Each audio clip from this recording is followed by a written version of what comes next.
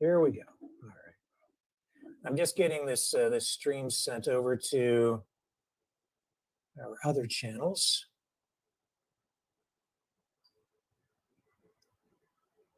And I think we are now live on the other platforms as well. Yeah, we are live now over there as well. And the graphics look a little out of place here right now, too. I don't know what's going on with that, but that's not going to affect whether people can see us or not. So, welcome back. Thank you for joining us tonight. I'm going to venture into an area where it's a little bit of a, not a little bit, it's a huge political minefield, really, as RFK Jr. is finding out himself. Tonight, we are going to dig into this whole thing between journalist Max Blumenthal and RFK Jr. Max Blumenthal calling RFK Jr. a liar. It's all about the Palestine-Israel issue. And I am not going to sit here tonight and pretend to be any kind of expert on the Israel-Palestine issue. Not by a long shot. There is so much history to know. Max Blumenthal seems to be, well, they're presenting him as something of an expert, but I know a little bit about politics. And I smell something. This doesn't feel quite organic, I have to say. What am I talking about? If you have not been following this, RFK Jr. wants to be president. And in an interview, well, I mean, he was at an event or whatever. I guess he was called out. Well, it actually starts before that. And we'll get into this too. He was called anti-Semitic during his appearance at that congressional hearing into censorship. Then he goes and meets with some Jewish leaders a short time later. Then he comes out with really, I guess, his campaign platform on Israel-Palestine. And it's very pro-Israel. And as a result, now he's being hammered by people from within the Democratic Party and people who had up until now appeared to be supporting him. Max Blumenthal being one of them, a journalist, an award-winning journalist. But now he's hammering on RFK because he doesn't like his position on the Israel-Palestine issue. Well, sometimes when it comes to politics, there's more going on than meets the eye. So I guess RFK had agreed to debate. He was asked by Jimmy Dore in an interview, would you debate Max Blumenthal? Or agree to an interview with Max Blumenthal, who's an expert on the subject. And RFK Jr. said, yeah, I would do that. And then afterward, I guess it appears his campaign team, his top advisors said, no, not going to do that. Bad idea. And then there was a big pile on, and RFK Jr. was heavily criticized on the other side. Max Blumenthal jumped on the bandwagon and also hammered on RFK Jr. And he's just come right out and he's actually called the guy a liar. A flat out big fat freaking liar. We're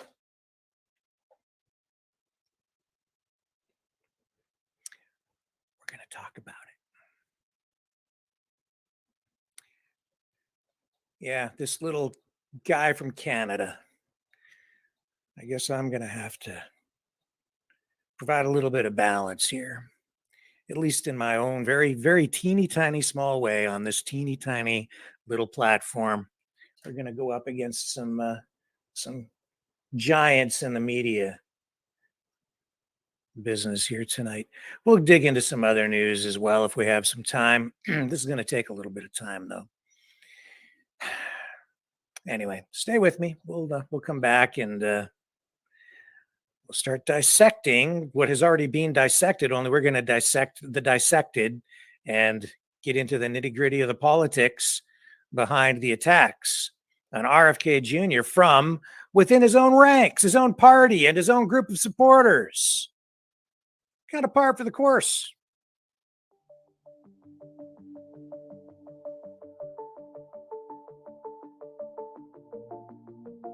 Greetings, brave Mavericks. Our quest for truth continues. We go beyond fake news. Together we expose propaganda. Together we pull others out of rabbit holes. We are maverick thinkers. We are all unique individuals, defenders of individual rights and freedoms, credible, trusted, grounded in reality. Maverick News, Maverick News. Defending free speech, free speech. Donate at freedomreporters.com. Do it now. Tomorrow may be too late. Maverick News. The world is watching.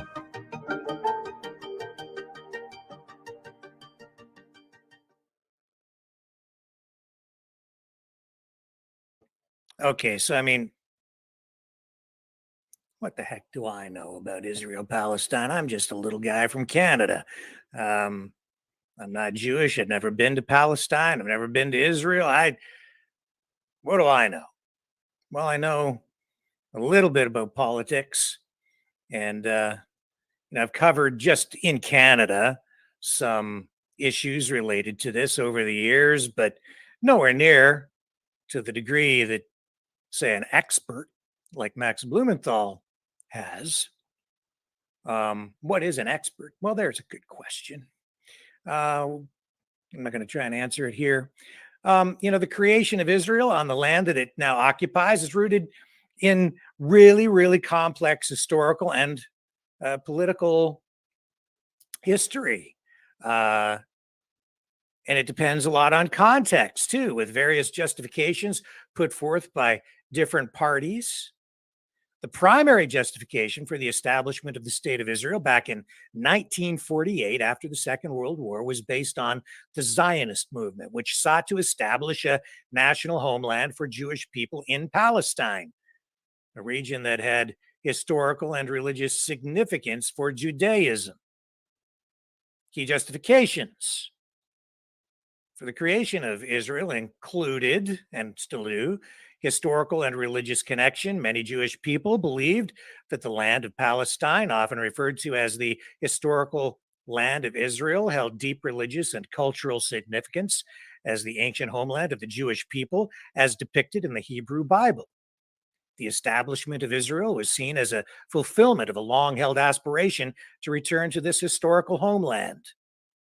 Anyway, I can go on about this. I don't know how much history you guys really want, but I'll try to keep it brief to keep you engaged. Response to persecution and anti-Semitism, the Holocaust during World War II, in which at least 6 million Jews were systematically murdered by the Nazis, highlighted the need for a safe haven for Jewish people, a Jewish homeland, according to those who supported the creation of Israel, where Jews could live in security and self-determination.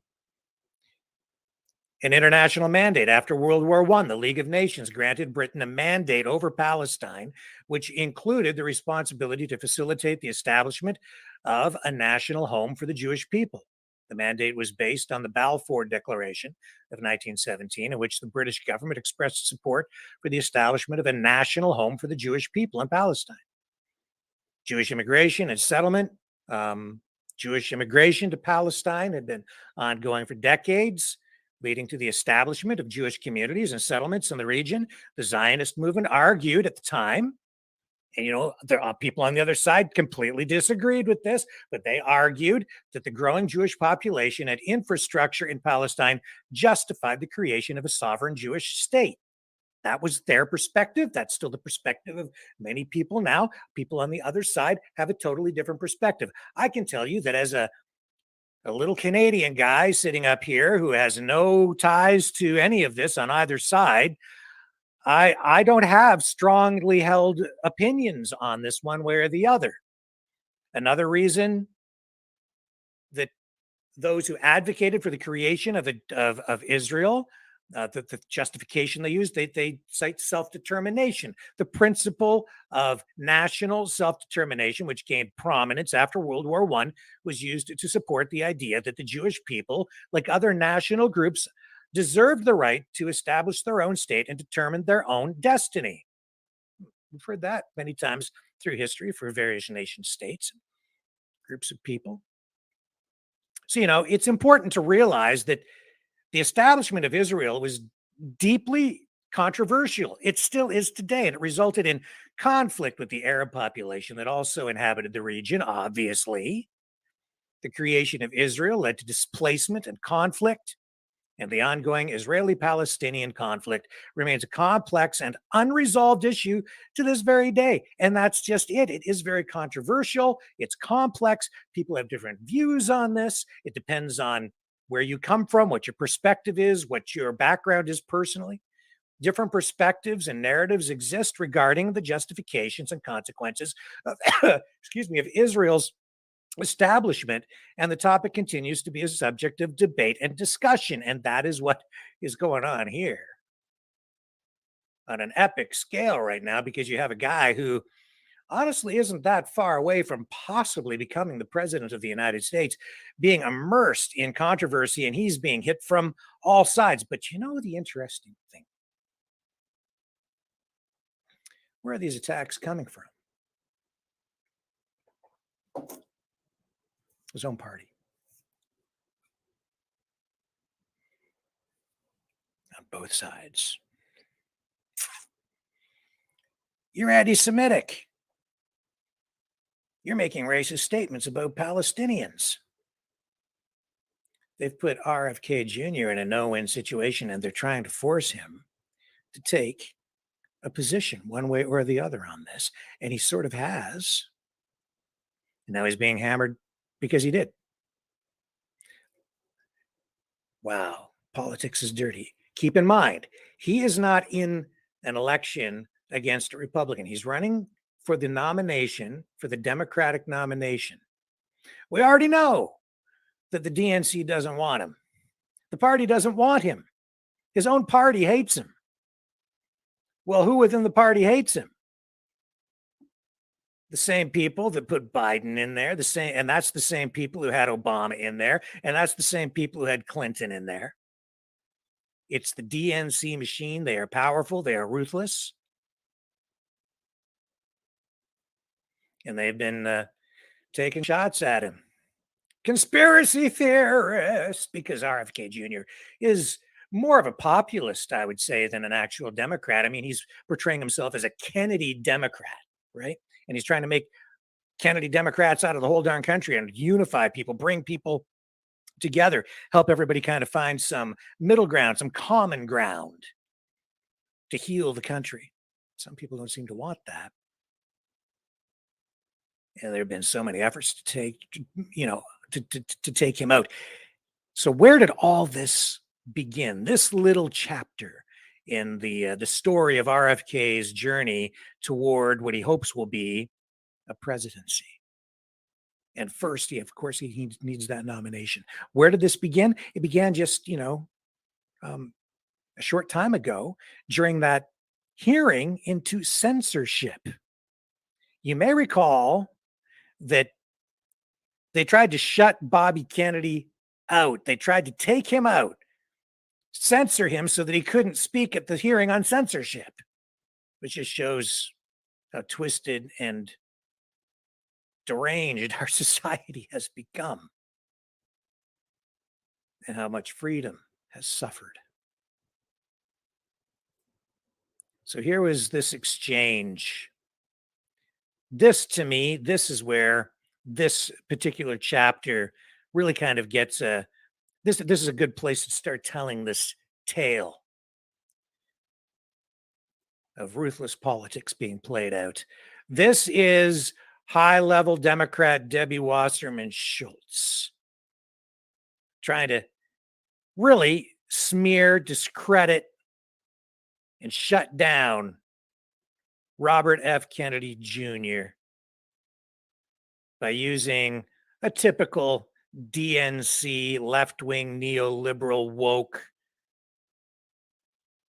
tactic strategy, which is to basically call him a racist. The chair now recognizes the gentlelady from Florida, Ms. Washington Schultz. Yeah.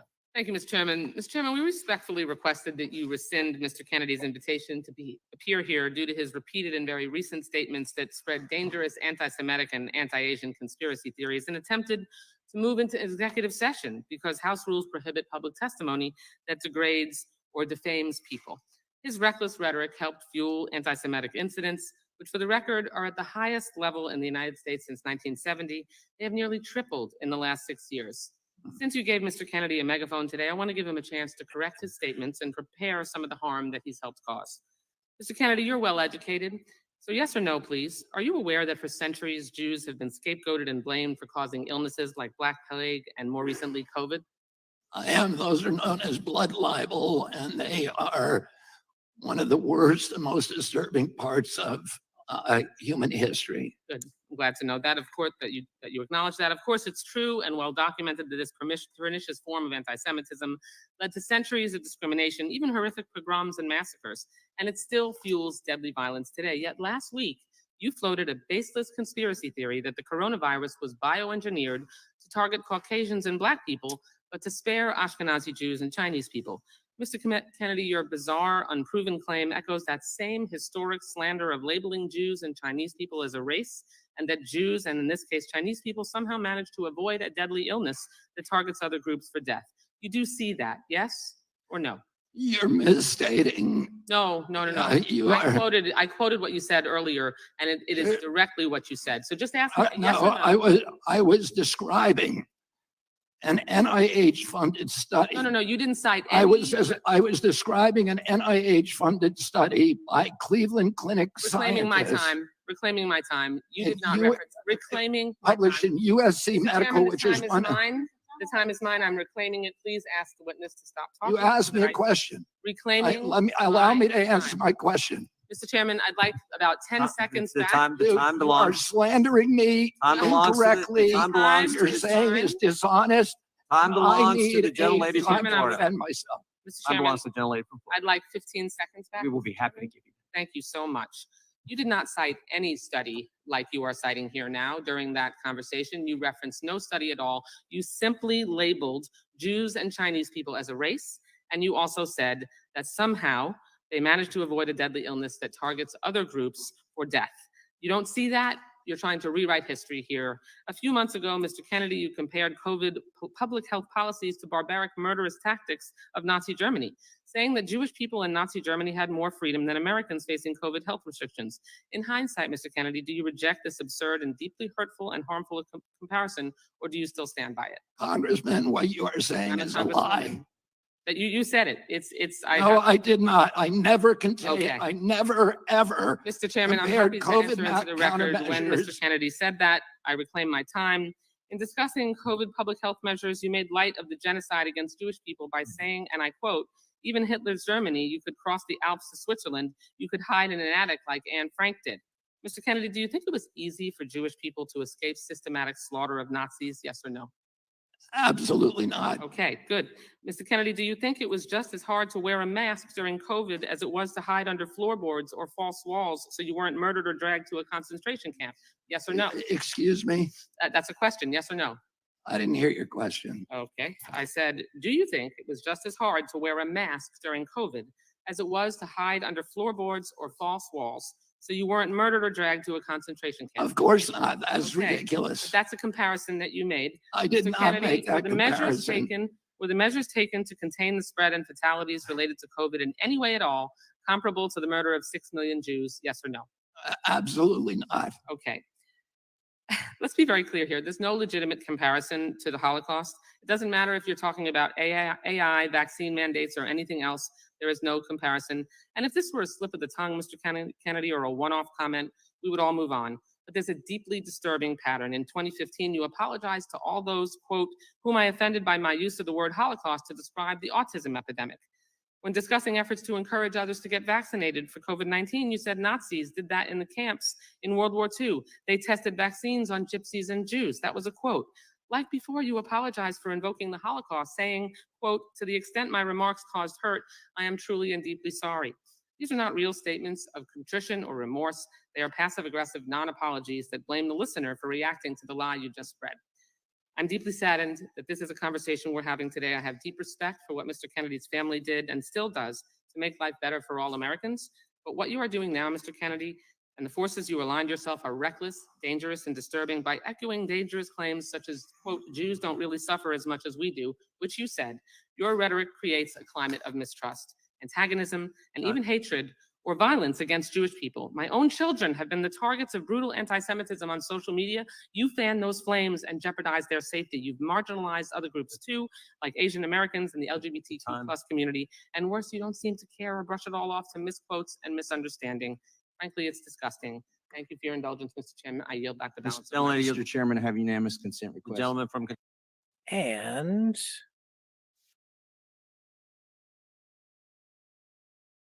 Media Magazine YouTube channel ends without Robert F. Kennedy Jr.'s response. So what am I going to do? I'm going to play you his response. I have it over here somewhere. I think he deserves to at least have his voice heard on that particular episode there before we move on to the next thing. Hang on. Where'd you go? Where'd you go? I've got you here. The X thing is messing me up. Hang on. There we are. Okay. And I think you know what his response is going to be. Of course, he's not a racist. He's not. This is ridiculous. But it's here we go. In my entire life, and why I'm Here we under oath, in my entire life, I have never uttered a phrase that was either racist or anti-Semitic. I have spent my life fighting my professional career, fighting for Israel, for the protection of Israel. I have a better record on Israel than anybody in this chamber today. I want to say this. Okay. All right. Goes without saying, man. All right. He's responded. But man, now he's in deep. He's up to his neck now, and they're going to try to push his head under. That's my take on this. I saw what was going on in that hearing. I went, oh boy, I know how politics is played. And RFK Jr., you're in a wee bit of trouble because they've laid a big trap for you over there. And there's Debbie Wasserman Schultz being the kind of human being that she is. We've seen how honest and truthful she's been in the past. I just don't know what to say about it, you know. Anyway, so she lays the foundation for what is about to come. She comes in from your anti-Semitic side. And now RFK's campaign team is like, what are we going to do now, boss? What did he do? Exactly what I probably would have had him do if I was working on his campaign. He responds, of course, at the hearing, but then later, just days later, he spends time with some Jewish leaders to sort of, I guess, polish up his image, a little PR damage control. Because I'll tell you right now, if you think you're going to become president of the United States and take an anti-Israel position, like a hardline anti-Israel position that's really pro-Palestine, anti-Israel, like, good luck. You ain't going to be elected, pal. That's just the way the politics works. I'm just laying it out for you in real terms here. All right. Now, I'm looking for honesty from my politicians, but that's also honesty coming from me as I sit back as a Canadian looking in on the US system from the outside. You can't win if you come out and you're hardline anti-Israel, pro-Palestine. Now you could be somewhere in the middle and you can kind of walk the line and be halfway between sort of, you know, but here they are, they hammered on him and they'd been doing it in the media prior to this as well. And keep in mind, these are attacks coming from within his own party. These are not coming from the Republican side or the conservative side. It's the DNC. They don't want him. Biden. They want Biden. It's the same old DNC team doing the same darn old thing, cooking the whole process to select and not elect their nominee. They want him out of there. There's just way too democracy for the Democrats and RFK Jr. And that's truth. So that's one side of it. And, you know, he kind of weathered that storm. But that was just the first storm. He's just kind of sitting in the eye of the hurricane now because there was a whole bigger storm brewing around him. And here it comes. Okay. He gets into this whole, it was an event or someplace where he went, and I did not see it myself, but I guess he agreed. He was asked a lot of questions on the Israel-Palestine issue, and then he ended up on the Jimmy Dore show. And Jimmy Dore said, "Hey, you know, I don't really know a lot about this, and I'm asking you some questions. And would you?" I guess Jimmy Dore approached him, is what he did too, and he asked him if he would talk to Max Blumenthal, a journalist, an expert on the Israel-Palestine issue. And Max Blumenthal certainly has some pretty serious credentials. I don't know if you're familiar with who Max Blumenthal is. Anyway, RFK Jr. said, yeah, I'll talk to him. Debate / do the interview with him or whatever. People want him to debate Max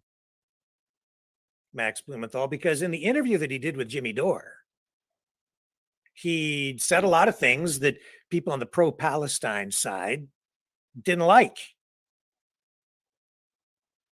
It's just that simple.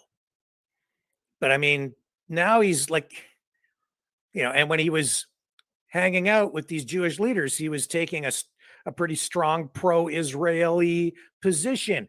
People on the other side didn't like it. This is a kind of a no-win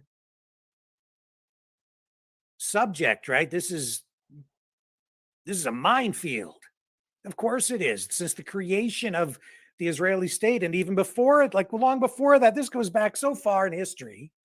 You cannot win on this, man. And you know, this is the single issue really for RFK. Well, there's the vaccines too. But overall, this is the issue that he is most vulnerable on because he's already kind of weathered the whole vaccine issue thing. And there's a lot of support out there for him on that front anyway. On this, though, they so want to paint him as a racist. So who is Max Blumenthal? Well, he is a journalist. He has covered, oh boy. Well, I mean, here, I'll tell you what, let's just bring up his Wikipedia. How about that? So Max Blumenthal, born in 1977. I'm a wee bit older than he is. He's worked for a lot of different media outlets, including the New York Times. I'm not sure that I would brag too much about that. I'm not a big fan, since I think that they really set the bar pretty low when it comes to ethics. but he's also worked for Sputnik, RT, Daily Beast, Al Jazeera. He's the son of Sidney Blumenthal. And Sidney Blumenthal was a journalist, a writer who served as an aide to Bill Clinton. This is a powerful family that he comes from. It's the Blumenthal family, Sidney Blumenthal, tied closely to the Clintons. Now, Max Blumenthal, he's his own man. He's not his dad. I know that his dad I don't know a lot about his dad, but as I recall, Sidney Blumenthal on the journalistic side, not an advocate so much of traditional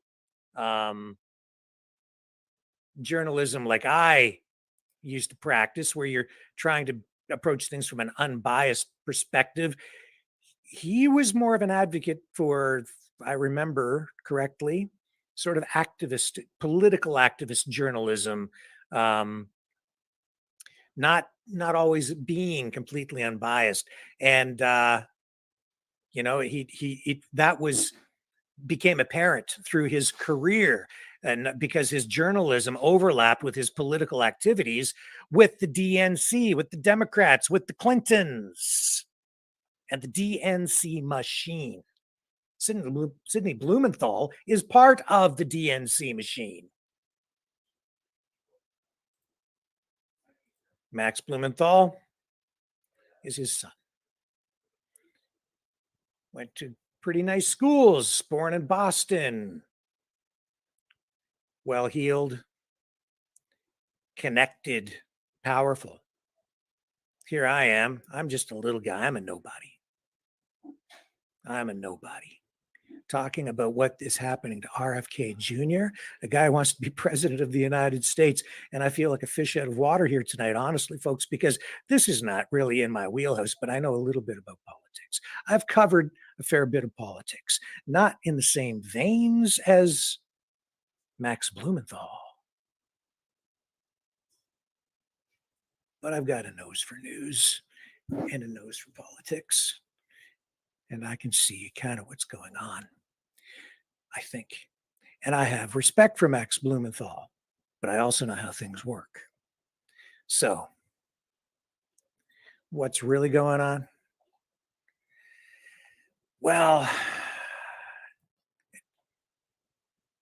everybody piled on. It became a let's beat up RFK Jr. politically fest. Max Blumenthal joined in.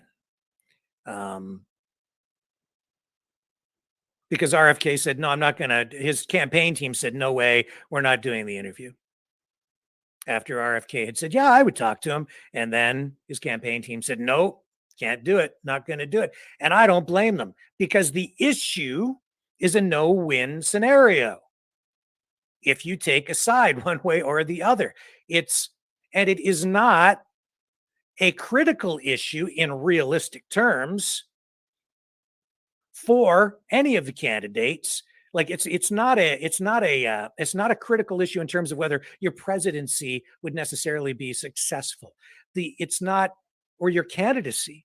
It's not an issue that the American people are terribly focused on. Most Americans are focused on and worried about what the cost of bread is going to be and the cost of gasoline, and whether their kids are going to be able to go to a good school, and whether they're safe, and maybe whether or not there's going to be a nuclear war. But it's the kitchen table issues that, really affect people. And most people, while they're aware that there's a long-standing problem over in Israel, Palestine, it's not an issue that is likely to make or break a campaign, unless it's an issue that's forced to the forefront, and you force the candidate to really deal with it in a very public way, and you put him in a position, a no-win scenario, where you get to paint him as a racist on both sides.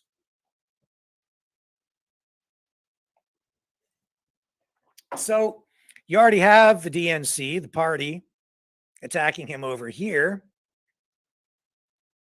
saying, you're anti-Semitic, you're against Israel, you're against the Jews, you don't like Jewish people, you're a racist. But that's not enough. And where is that attack coming from? Debbie Wasserman Schultz? That's Clinton country, baby. Make no mistake about that. But he did pretty well there. And he was able to ice skate away from it. But then the attacks on the other side begin, because now he's, in order to counter that, he went out and met with some Jewish leaders and made some pro-Israel comments. And now the people on the other side chime in.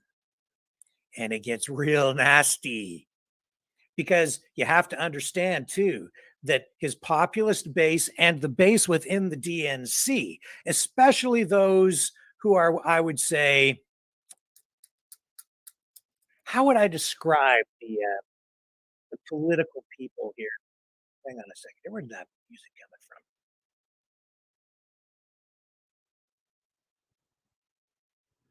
Let me get rid of that music. I don't know where the music came from, folks. Sorry. Let me just, can you hear the music? Let me do it this way.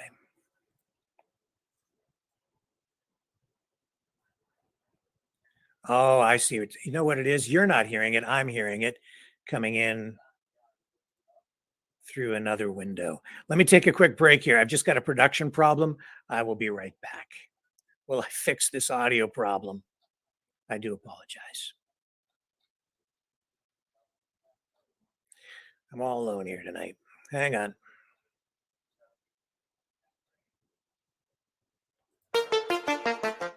The New World Order. Government overreach. The Great Reset. Mainstream media lies. Now more than ever, independent voices are needed. Donate now at freedomreporters.com. That's freedomreporters.com. Maverick News. The antivirus program for your mind.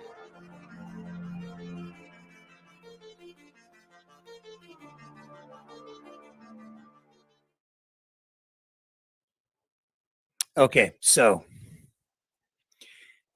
RFK Jr. ends up on the Jimmy Dore show. And because he's now saying he's not going to do the interview / debate with Max Blumenthal, there's a bit of a hissy fit. So let me just bring up this response from Max Blumenthal. So what does he do? Max Blumenthal then goes on his podcast live stream and starts to dissect what RFK Jr. had to say on the Jimmy Dore show.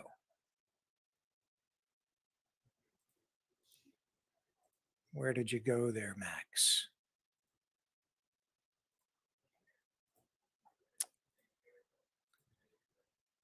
Way too many windows. But, before I actually show you that, I do want to show you what I mean about him being called anti-Semitic too. I've got both clips here. This is another clip. This was this is how the mainstream media reacted.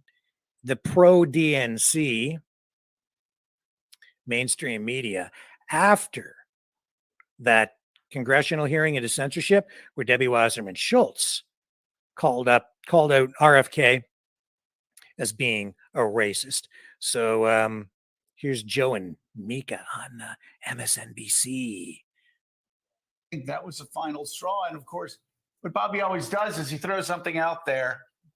And then, like Trump, I can't believe I'm saying it, but like Trump, when he gets called out on it by the press, he goes, oh, no, I never said that. And then you go back and you look at the tape and you see he actually said that. And it's always framed in a way where he can pull back if it blows up in his face. But what's the danger? What's the problem? The problem is he has set that anti-Semitic trope and that virus out online. And for all the conspiracy theorists that are following him, that takes root and it grows. And it's Jews who pay for that. It's Jews that pay for that, maybe by being shouted at and taunted on the streets. Maybe it's by having a rock thrown at the synagogue. Maybe it's by people going in and shooting up synagogues. I'm talking about just anti-Semitism in general, not about this specific anti-Semitic trope. I'm just saying, though, it is so reckless and irresponsible. And for people who've known Bobby for a long time, much better than me, in fact, it's heartbreaking. Yeah. Put out loud, the here we parallels go again. between Trump and Bobby Kennedy Jr. are kind of stunning. They're both very, very charismatic media figures that understand the media.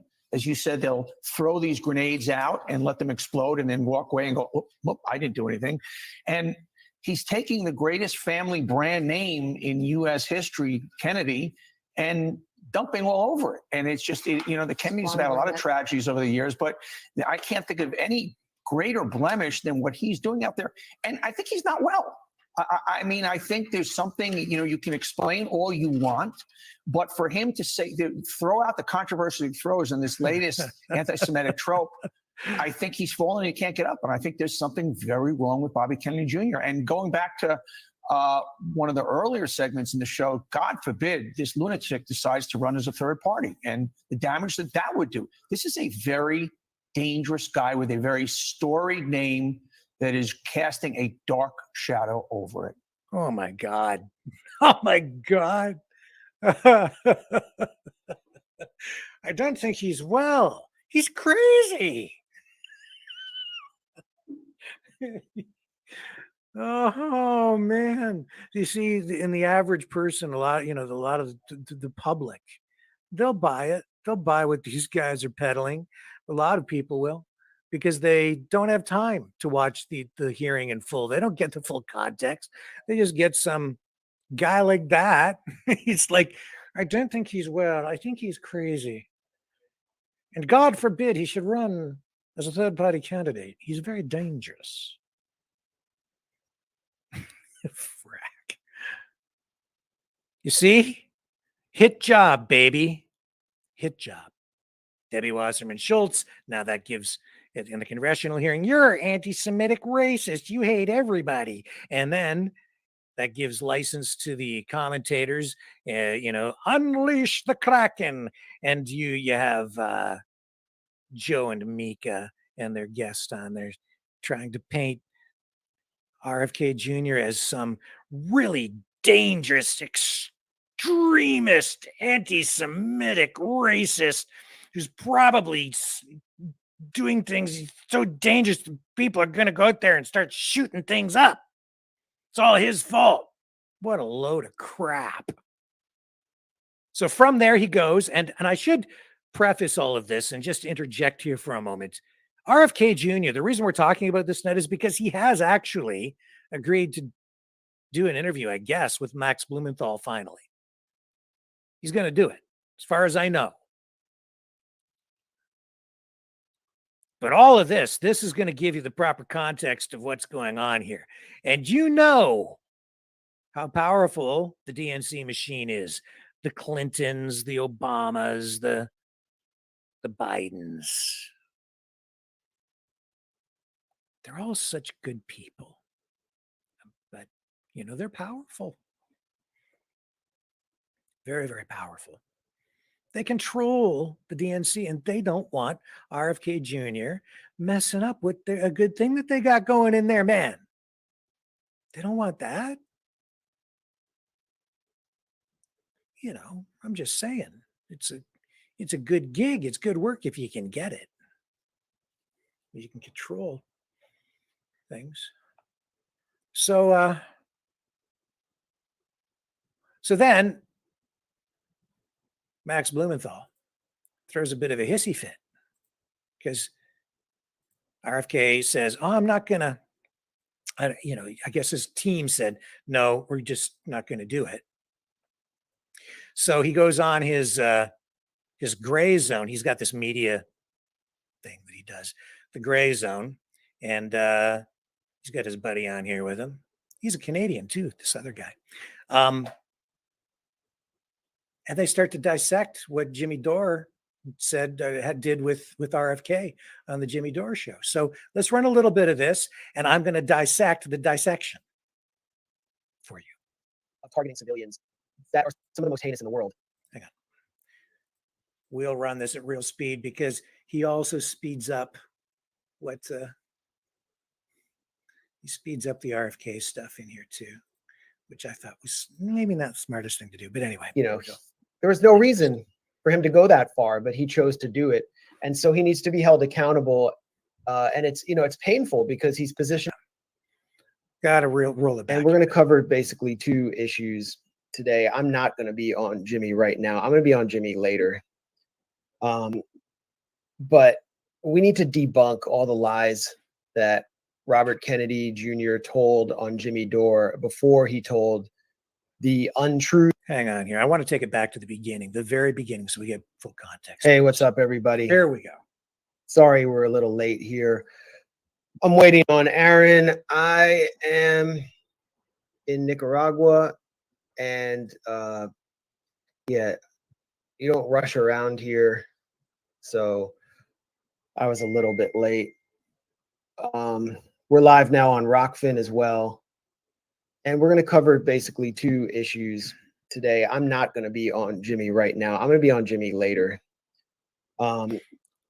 But we need to debunk all the lies that Robert Kennedy Jr. told on Jimmy Dore before he told the untruth that he was going to debate me or agree to a public dialogue with me. And welcome to award-winning Canadian journalist based in New York, Aaron Mate.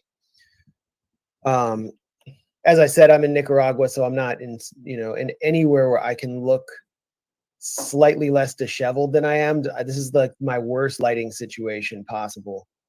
I'm an angle person, so I like to have the camera above me. That's like a good angle for me. This is a terrible angle for me. So we don't care. Really. It's not about you. Let's get to the meat of the issue, okay? And let's stop worrying about your close-up. But anyway, we're going to do the thing today. We are going to. I mean, there should have been. RFK should have put his money where his mouth was and just gotten in the lion's den to show that the facts were on his side. But what he did on Jimmy Dore, Aaron, was he just lied for a half hour straight. Lied. And it wasn't just, he's doing this because the lobby controls American politics. Like, he enthusiastically spouted racist lies about Palestinians, and justified Israeli policies of targeting civilians that are some of the most heinous in the world. There was no reason for him to go that far, but he chose to do it. And so he needs to be held accountable. And it's painful because he's positioning himself as a peace candidate. He's positioning himself as someone who will end the wars and take on the neocons. But what does the neocon project center around? It centers around Israel. So we're going to talk about that. And we are going to talk about the latest Trump indictment around January 6th. Aaron, do we have a special guest lined up for today? Okay. So now he's getting hammered on the other side. First, the DNC hits him on this side, calling him anti-Semitic, anti-Jewish. Now you've got Max Blumenthal calling him a racist because he says he's making racist statements against Palestinians. So now they've got him in the no-win scenario. Can't win one way or the other. And the reason RFK might actually win is because he is practical enough to understand that you need to have, I think, some middle ground here. And he also realizes that you can't be anti-Israel in America and expect to win the presidency. You can't come down that hard on that side. Now, is everything that he said accurate on the Jimmy Dore show?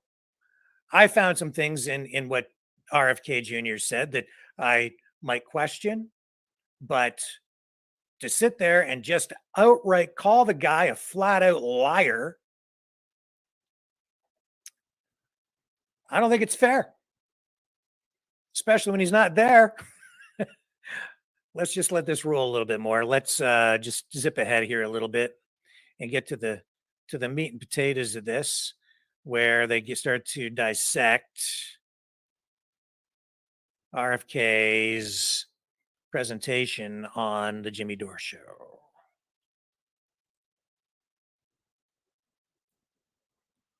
Here we go.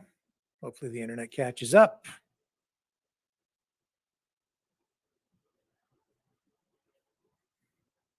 It's freezing. Hang on, will I reset it?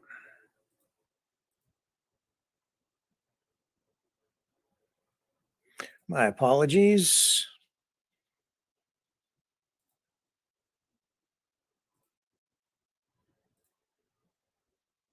Here we go.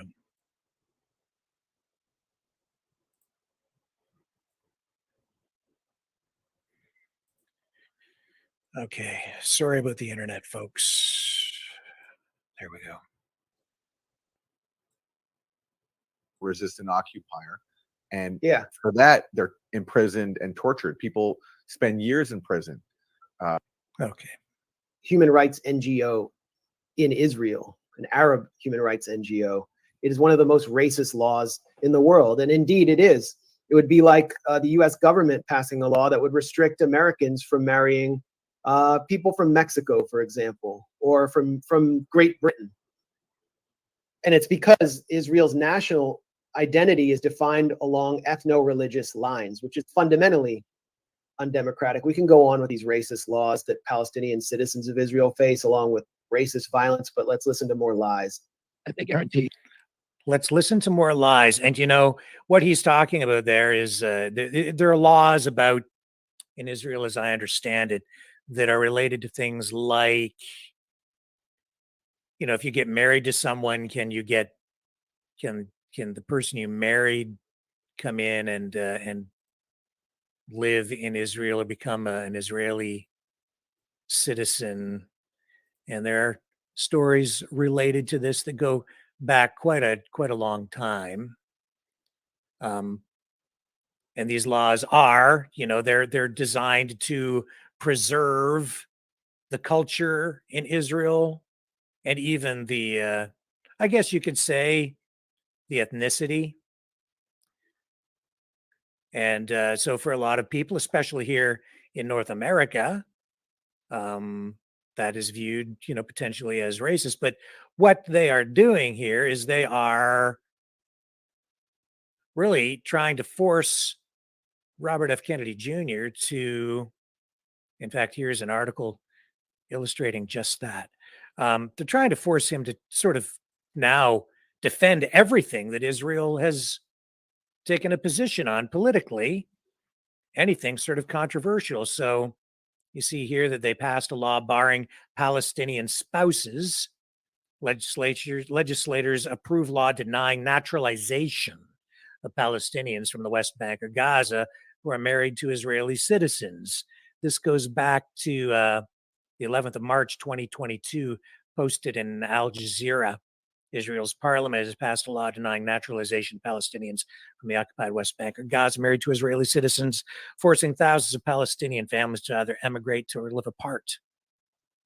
So that's what Max Blumenthal is referring to. Let's go back now to the interview. And it's right there. And we'll bring them back up on the screen and let it roll. The protection for gays. There was a now, I should also say that what Max Blumenthal did here is he sped everything that RFK said here, he sped it up. which I think was a little bit disrespectful because, you know, RFK does have this speech issue because of a medical condition. And it takes him a little longer to speak. But so he sped it up 1.5 or 2 times. And anyway, that's just what's going on here. It's not me, it's him. Just fundamentally undemocratic. We can go on with these racist laws that Palestinian citizens of Israel face, along with racist violence, but let's listen to more lies. That they guarantee protection for gays. There was a pride parade 2 weeks ago in Israel with 150,000 people in Israel, in Tel Aviv and in Jerusalem. At the same time in Iran, they were hanging gays from cherry pickers. Okay, at the same time in Iran, they were just hanging gays from church. Where's the evidence for that? He just made that up.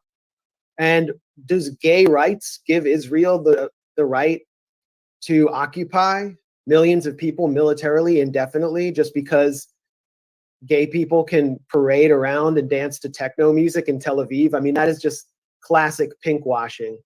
It's the kind of thing that we would only expect from neocons. I don't know what he's, you know, that was there some recent news about Iran, like recently hanging gays from cherry pickers? And he makes it sound like hundreds of gays are just hanging in Iran.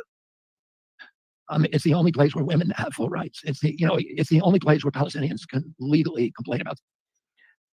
See,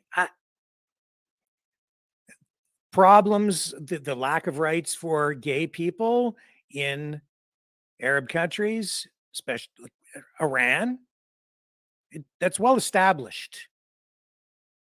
We know that. That is a fact. That's not a lie. To sit there and say that RFK Jr. is lying about that, no, he's not lying about it. And I think it's a valid point. If you're looking at Israel, it's a safe haven for gay people in comparison to what goes on in Arab countries. And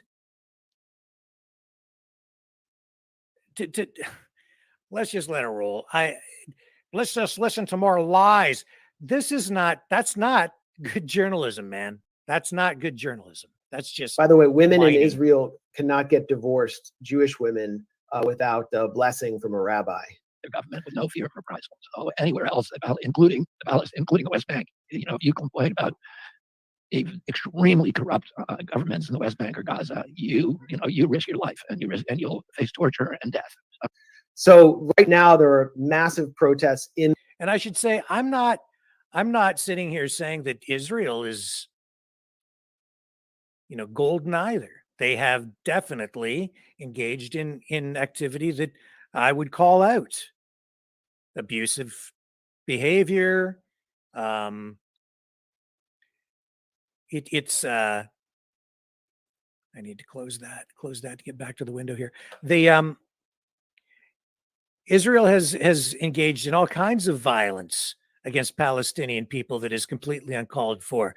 Is everything that has happened in there justified? Was it just for the Palestinians? I would say no. But, you know, I'm not married to this issue on one side or the other, so I kind of see both sides. But to sit there and call RFK Jr. an outright liar, no, I think he has a different perspective. In the Gaza Strip, which is controlled by Hamas government, for better conditions, they're directed against the Hamas government, and no one's being killed. Yes, those are repressive governments.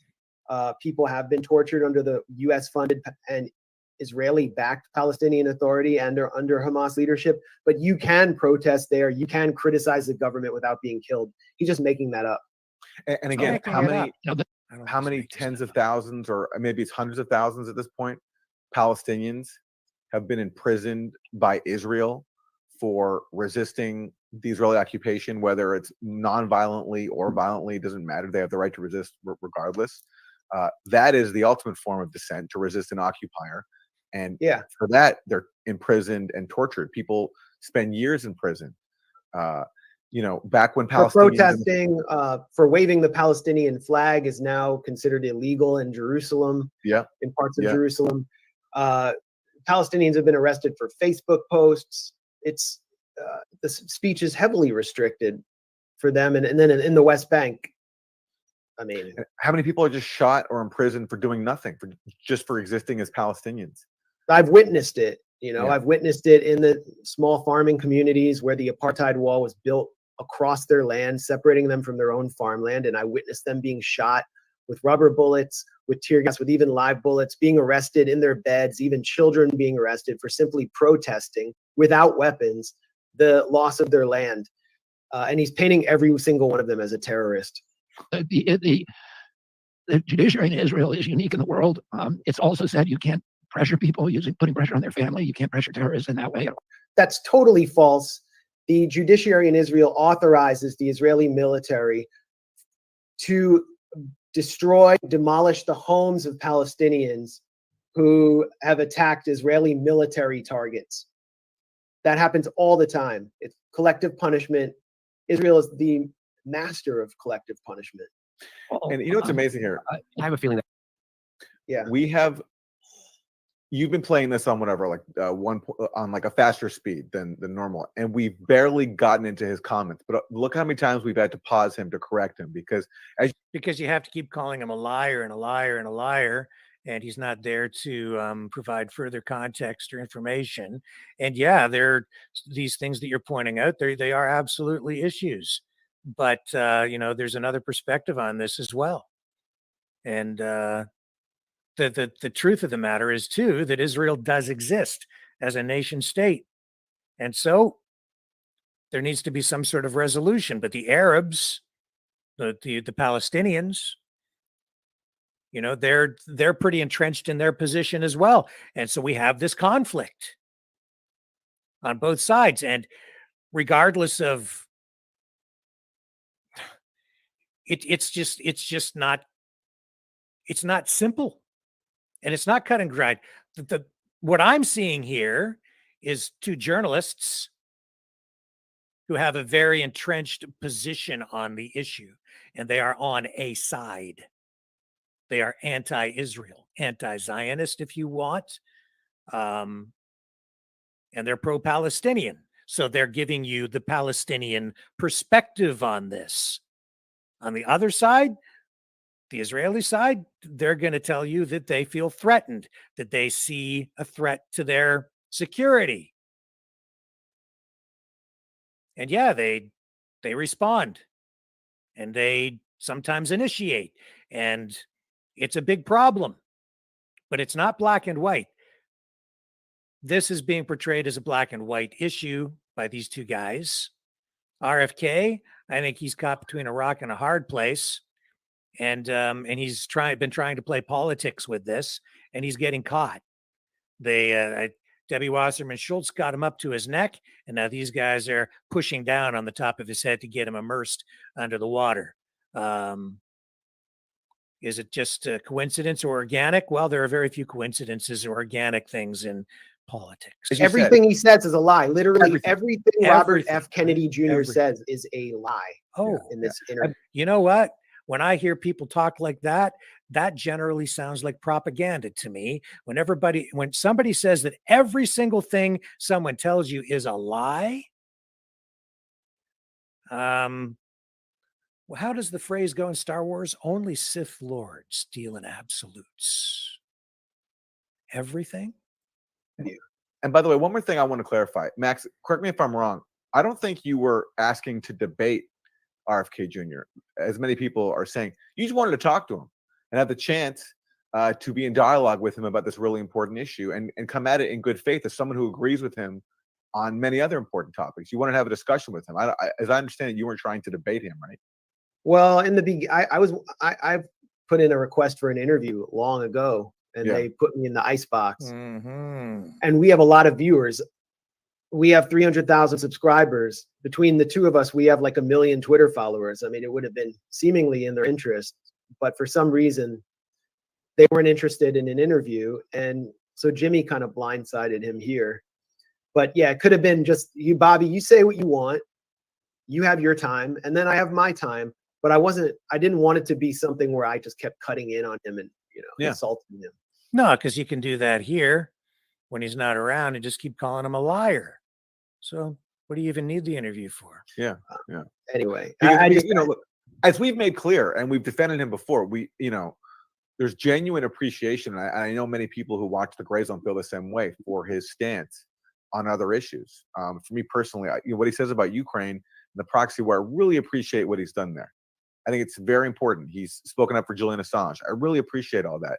And it was just so shocking to me to hear what he's saying about Palestine and hear what he's saying. And I wanted to have the chance to tell him how I felt about it and actually present him with some contrary. So I think what he's saying, he seems more I think he's missing. balanced. And that's Fact checks. But Well, let's keep the Mr. fact checks. Blumenthal, yeah, let's do it. I mean, again, Well, I'm you not, can go to jail for it. but I'm not right. But I'm not, I'm not an And expert. you can sue people.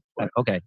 Oh, So I get your defense of Israel. no, yeah, but I'm not, and I'm not saying I'm not going to oppose, and I'm co-signing, every So you don't policy. mean unconditional. No, I don't mean, and that's how, I mean unconditional, because we give $3.5 billion to Israel Mhm. every year. Now we give $2.3 billion to Egypt, which has give no $4 human rights, billion. and we give $1 billion to Jordan, which has no human rights. And we give $800 million a year to the Palestinian Authority, which uses that money to pay bounties to Palestinians who kill Jews, not government officials, but Jewish civilians. So if you go to That is just a crazy lie. But before we even touch that lie, It gets worse. he doesn't understand that the U.S. gives 2.3 billion to Egypt and 1 billion to Jordan in order for them to keep their own citizens under repression so that they don't resist Israel. Yeah. The whole point of them having repressive governments is so they don't do what their citizens want, which is to actually defend Palestinians against Israeli violence. That was the whole point of the Camp David Accords. Yep. But then he says that the Palestinian Authority for the U.S. taxpayer dollars are going to, through the Palestinian Authority, to pay for bounties to kill Jews anywhere. Israel, and if you kill a Jew anywhere in the world and you're a Palestinian, the Palestinian Authority will pay you money for that. And That is just like an insane lie. It's a laughable lie because the Palestinian Authority is paid by the U.S. to arrest Palestinians Yes. and essentially to defend the Israeli occupation. That's why the Palestinian Authority didn't intervene when Israel sent 2,000 troops to raid Jenin. It never does. Its only role is to arrest Palestinians, control Palestinians, and then provide Palestinians with a pseudo government so that Israel doesn't have to take responsibility for its own occupation. That's why Congress funds it. The Palestinian Authority's military side was trained by a U.S. General Keith Dayton, under the Dayton Plan, which was also overseen by Tony Blair at the time, and DynCorp, a U.S. mercenary firm. I've seen those mercenary trainers in restaurants in Ramallah in the West Bank, like having drinks, like they're all around. I've seen the Palestinian Authority come in to refugee camps and arrest Palestinians in the day. He doesn't understand even what the Palestinian Authority is. There's no record of them paying bounties to kill Jews anywhere in the world. Really? That's interesting. I was wondering what this was all about then. Let me just show you what I'm talking about.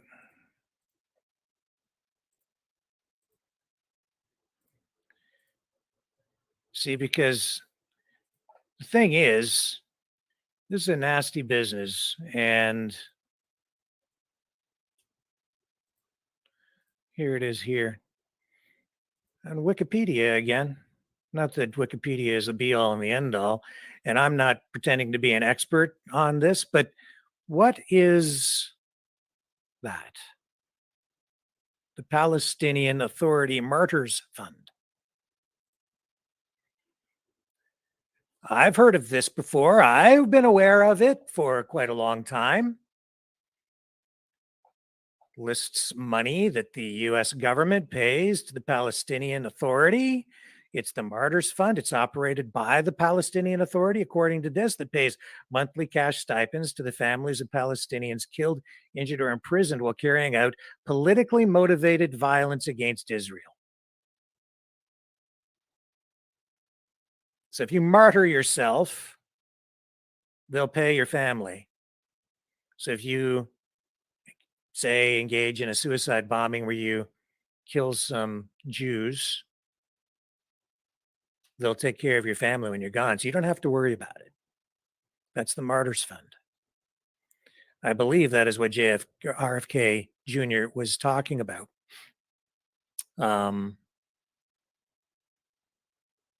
and this has been around for quite a while. Fatah established the Palestine Mujahideen and Martyrs Fund in 1964 to recompense the families of dead and wounded Palestinian militants. In 1971, it was replaced by the Society for the Care of Palestinian Martyrs and Prisoners. Anyway, again, I'm not an expert. Maybe I'm off base in pointing this out. Maybe there's something else dealing with this. Maybe we should get Max Blumenthal on this program, and maybe he can set me straight on a few things. I would certainly welcome that. I am not an expert on the Palestine-Israel issue. I do know that it is such a complex thing, and it has been going on for so long, and there is so much emotion, and there's been so much bloodshed that finding a way to resolve things extremely difficult. And it's hard to find anybody who has sort of a balanced middle of the road perspective on any of this stuff. Certainly not Max Blumenthal. And when I say that, I don't say that lightly. He has been criticized repeatedly through the years as being anti-Zionist. He points to his Jewish heritage. He says he's Jewish. And yeah, he's got the family tree to support that. But he's clearly anti-Israel. He's biased. He's biased. And he paid a visit to Toronto back in 2016. So here I am, a little Canadian. I kind of vaguely remember his visit here and the controversy that it generated.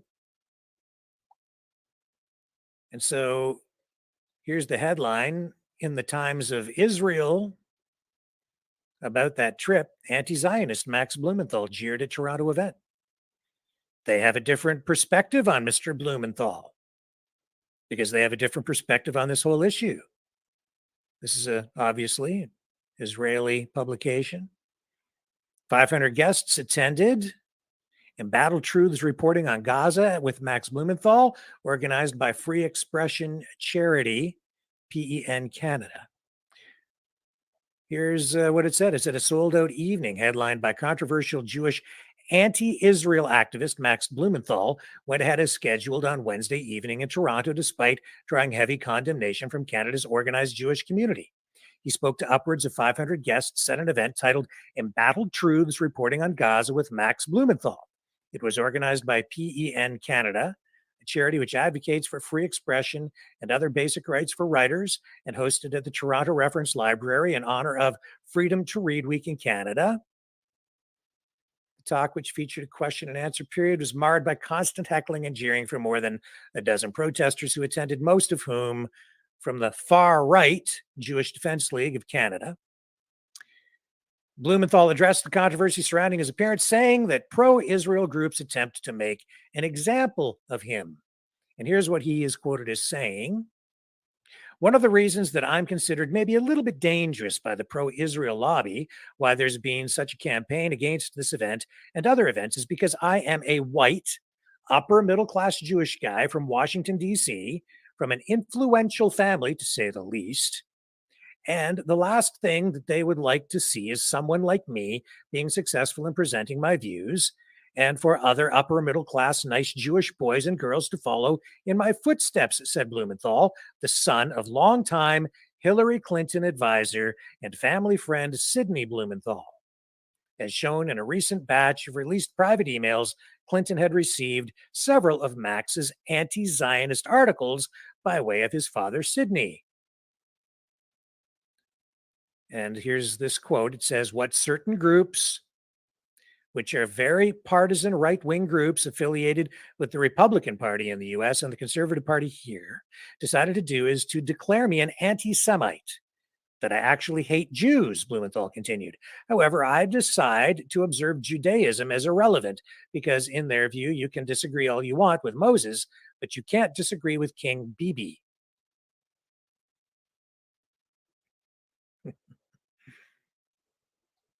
Brendan DeCaires, a spokesperson for PEN Canada, said the group invited Blumenthal to speak about his recent book, The 51-Day War, Ruin and Resistance in Gaza, which details his perspective on the 2014 summertime conflict between Israel and Hamas.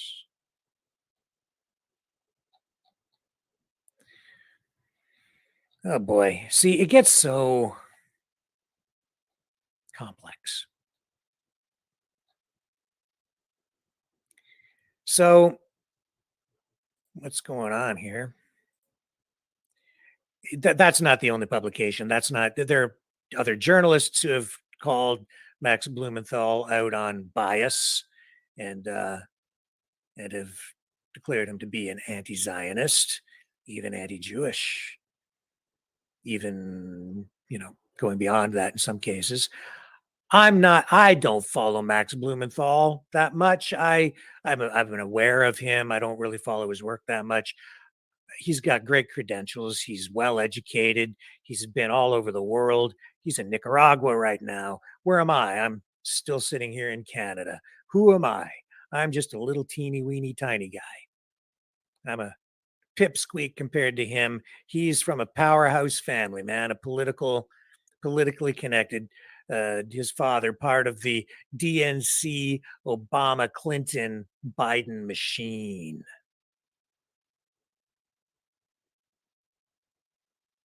And now here he is hammering on RFK Jr., a candidate for the nomination, going up against old Sleepy Joe, the guy who can barely pull up his pants and has trouble standing up, keeps on falling down. But it's interesting. Biden's position on Israel seems to be a little more pro-Palestinian these days. Not that I think you could ever trust him to follow through on anything that he actually says one way or the other. Seems pretty wishy-washy. Not necessarily trustworthy. But what's the objective here, I'm not really sure, other than to say it just smells funny to me. I mean, why? Why go so hard on RFK Jr., Max? Why go this hard? I mean, these are harsh words. He's just a liar. Everything he says is a lie. I watched these interviews, man. Not everything that RFK Jr. said was a lie. Some of it came from a different perspective. Some things I didn't agree with. Other things I did. I'm not seeing it that way, man. I don't think everything that he said was a lie. But when you throw a hissy fit like that, I guess sometimes it gets you what you want because it looks like you're going to get your interview. You got a big platform. You're a big man. You got 300,000 subscribers. What do I have? I don't know. Facebook, YouTube, they keep kicking the crap out of little guys like me. I can barely get a toehold in there. And I'm not a big-time award-winning journalist like you. I take pride in that. My experience has been that the journalists who get the awards in the mainstream media are the ones who kind of toe the line. Do as they're told. I was never quite like that. Always been a little suspicious of the guys that have the mantle with all the trophies on it. New York Times, eh? It's the big time, baby. That's the big time. And I'm just a little guy. RFK Jr., though, you know what? I'm kind of an underdog, so I can kind of relate to him because he seems like he's a bit of an underdog these days, too. Getting kicked pretty darn hard. You're a racist. You're a conspiracy theorist. Everything you say is a lie. Joe Biden is the greatest. And therein lies my next comment. If not RFK Jr., then who? And why are you hammering so hard on him? What about all the rest of the candidates out there? Who's better on this issue? Trump? The Abraham Accords?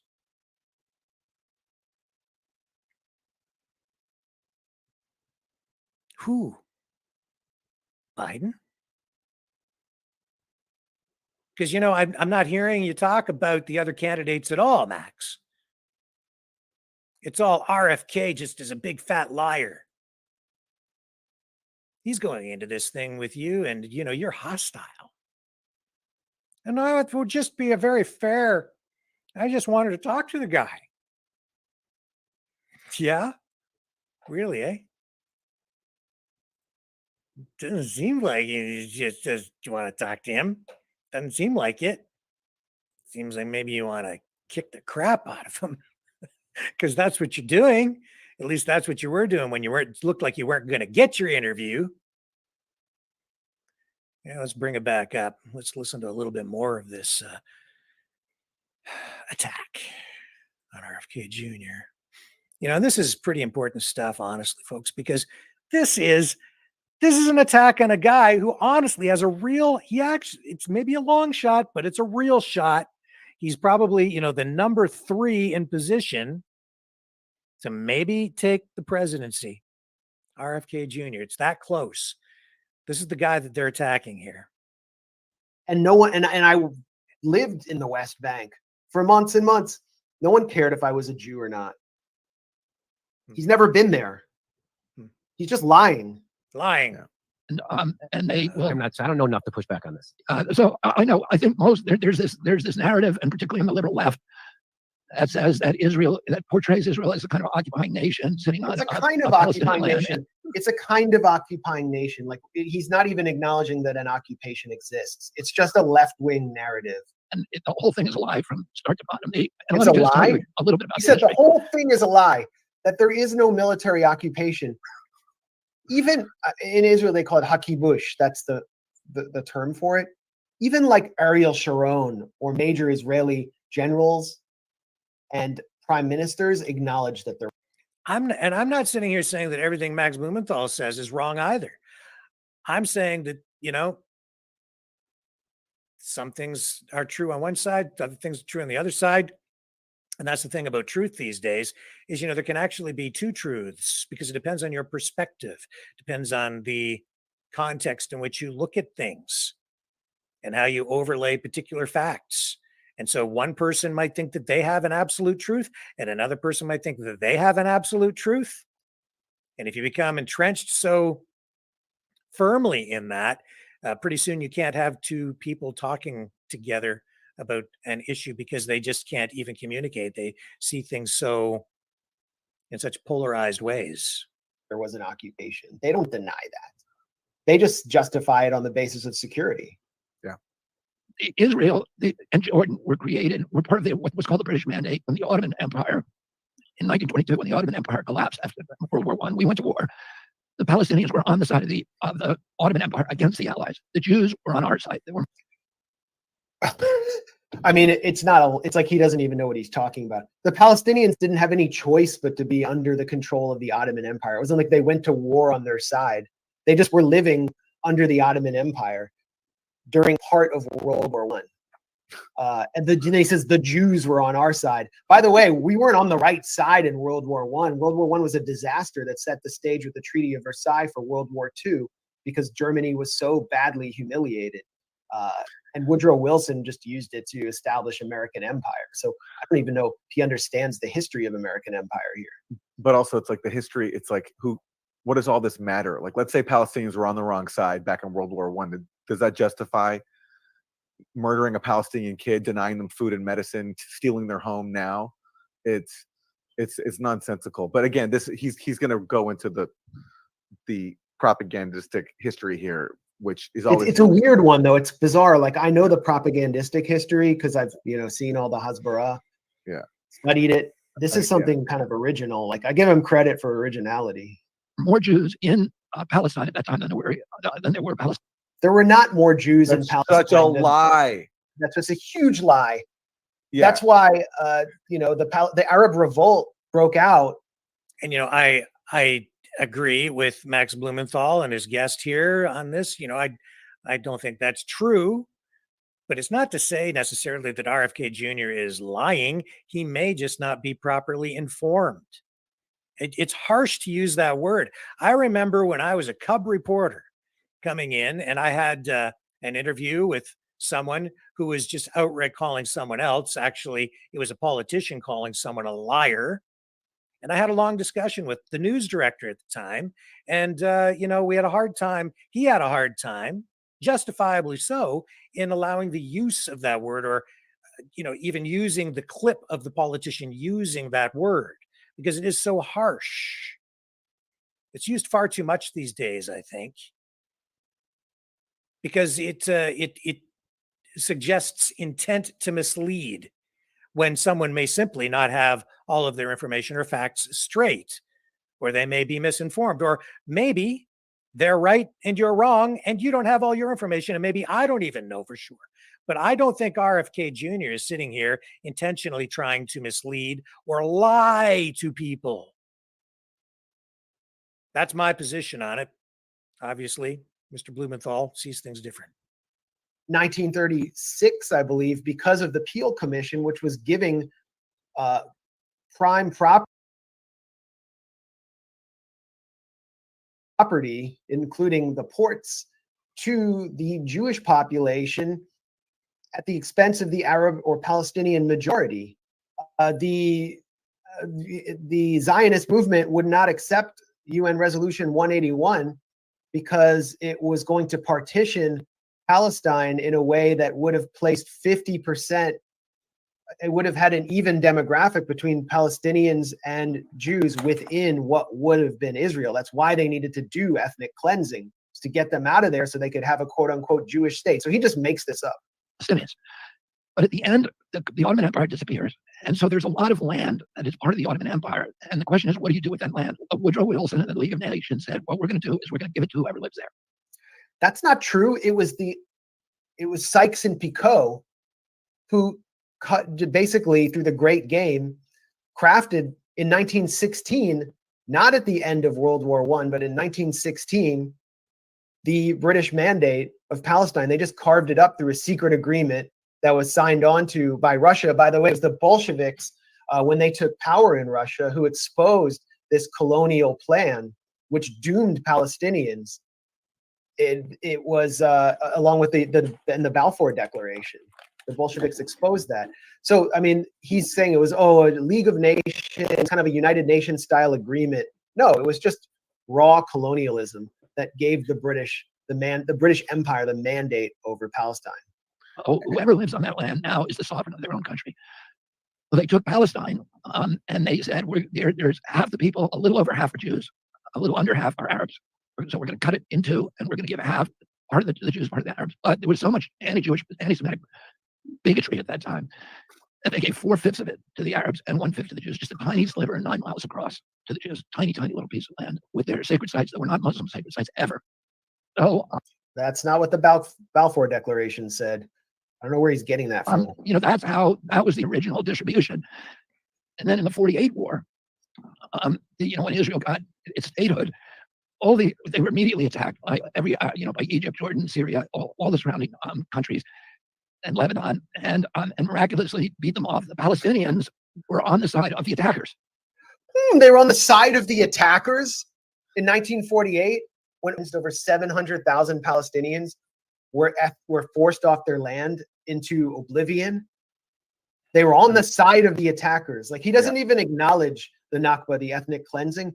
200 villages had already been ethnically cleansed, including major urban neighborhoods, by the time Israel signed its quote-unquote Declaration of Independence in 1948. Then the 1948 war, he said, Israel just won miraculously. It didn't win by a miracle. The government of Egypt, which was a fake government, a fake monarchy, did not actually attack the Zionist movement or what would become Israel. It was basically a volunteer force. The only real force that attacked was the Royal Jordanian Legion, which had been trained by a British military expert, Pasha Glub. And through a secret agreement that was actually negotiated by Ben Gurion with then King Abdullah. They agreed to stop at the Latrun Gap at this line, and they would get part of Jerusalem, what is now East Jerusalem, and Israel would essentially be created. They didn't continue on. There was no other real force fighting Israel. And then what Israel proceeded to do in 1967 was, and we'll get to this part of his Lie Fest, Hasbara Fest, is ethnically cleanse the villages that it couldn't get to in the Latrun Gap so it could build a highway between Tel Aviv and Jerusalem, Beit Nuba, Inwas, and Yalu. And it forced the citizens there at gunpoint to march to Ramallah, and then destroyed all of their villages and all their homes. And then the Jewish National Fund built a forest called Canada Park with a Canadian government grant on those villages, an artificial kind of forest, so that they could never return. He doesn't know anything about this. This is like the Leon Uris Exodus propaganda version. He watched some movie with Paul Newman.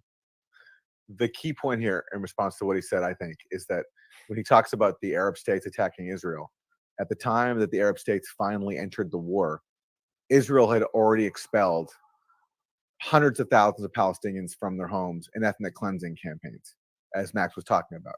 So this idea that Israel was founded and then the Arab states decided to get together and just attack it to erase it from the map. No, they intervened after months and months and months of Israel ethnic cleansing Palestinians and stealing their homes and forcing them to flee. And then the myth was that was created was that the Palestinians decided to voluntarily leave their homes to help their Arab allies attack and kill the Jews. It's also cartoonish and ridiculous.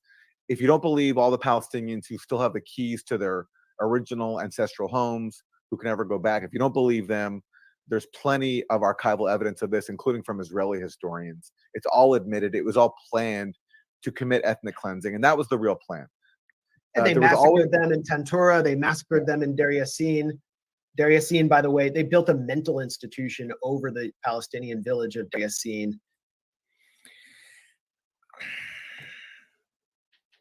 Man, like, good luck resolving this issue. See, these guys, they want RFK Jr. to just take the position they have.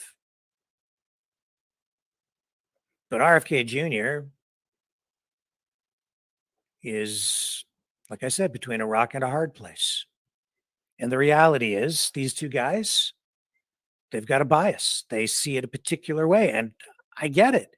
And I see a lot of what they see too on this issue. But I also understand that there's pragmatism, there's reality. Israel is there. It was created. It exists today. It's been there since 1948. There was activity that led up to that, politics that goes way, way back, long before I was born, before any of those guys were born, and we're dealing with the reality of that today. If we keep going back and going back, how far back in history do you want to go in order to support a particular position? If you're trying to resolve this issue and you keep going back and back and back and back in time on this issue, you can find justification for, I believe, either side for just about anything you want. This side justifies this attack. That side justifies this attack. Why? Because of this happening in this particular year under these particular circumstances, or because this resolution was passed and this happened. Oh, and it's all colonialism. Yeah, I know. Colonialism, it started a long time before I was born too. And there's nothing I can do about the past. I'm a product of colonialism. So are those guys. My entire community, this country I'm in right now, Canada, it's a product of colonialism. We're still dealing with it today. And we're dealing with it in a very similar way here, actually, in many respects, because we have First Nations issues that are still being dealt with, land claim issues right here in Canada. And that's all the product of colonialism. But like it or not, the city of Toronto exists, and it sits right smack dab in the middle of Ontario. What are you going to do about it? Israel now exists. What are you going to do about it? Well, some people on the Palestinian side, let's face it, they'd like, and in some of those Arab countries, including Iran, some people there, including some people with real power who are in charge, they'd like to see Israel wiped from the face of the planet. And there's some people who would quite happily drop a nuke on Israel if they had one to drop. And we see missile attacks on Israel all the time. And we see Palestinians throwing rocks at Israeli troops who are armed with guns and tanks. It's not a fair fight. I get that too. And we've seen homes demolished on the Palestinian side and children killed. And that's not right either. And that's why, in my estimation, you can't take a hard line on one side or the other on this issue and expect to reach any kind of resolution, because there has to be a way for both sides to live together. I'm not an expert. I don't pretend to be. Maybe that's actually a good thing, because I think there's too much looking back on this issue, because after all these years, my entire life, and long before I was born, all there has been over there is fighting and fighting and fighting and fighting. But all that being said, I don't even think that's what this is about. Honestly, Max, I think this is about American politics. I think that's what this is about. I think, Mr. Blumenthal, that this attack is all about RFK Jr. running for president of the United States for the nomination of a party that does not want him.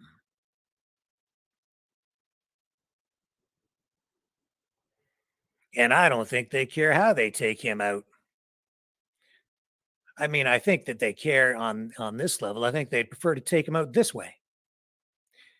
Portray him as crazy, as an anti-vaxxer, as an anti-Semite, and someone who hates Palestinians because he's a racist. And so whether Max Blumenthal is engaging in this smearing and attacking because he genuinely feels impassioned on this Israel-Palestine issue, or whether he's doing it because he's actually an operative of the DNC, working as maybe, because his family has a long connection to, his powerful DNC family name has a long-standing history of connections to other powerful families within the DNC. And when you have that Blumenthal name, people might just be quaking in their boots a little bit. People might just be a little bit afeared, especially people who like to move within those Washington circles, or the circles that encompass the media elite. Even Jimmy Dore, adored by a lot of people these days. Huge following with that Blumenthal name. If you're in the media, you maybe don't want to piss Max Blumenthal off, because there's a guy who's going places. He's already gone places, and he's still going places. He's still young. He's got a big career still ahead of him. Maybe not just on the media side, like his dad, can rise through the ranks. You can kind of see the trajectory, can't you? See, I'm a nobody. I'm just a little teeny weeny, inconsequential little Canadian journalist of the past, come back from the past to maybe haunt some people. But my voice has never been big enough to have that much of an impact. So here I sit tonight, finding myself, in a way, defending RFK Jr. against this massive Blumenthal juggernaut, steamroller, DNC attack. It's just, to me, that's what I'm seeing.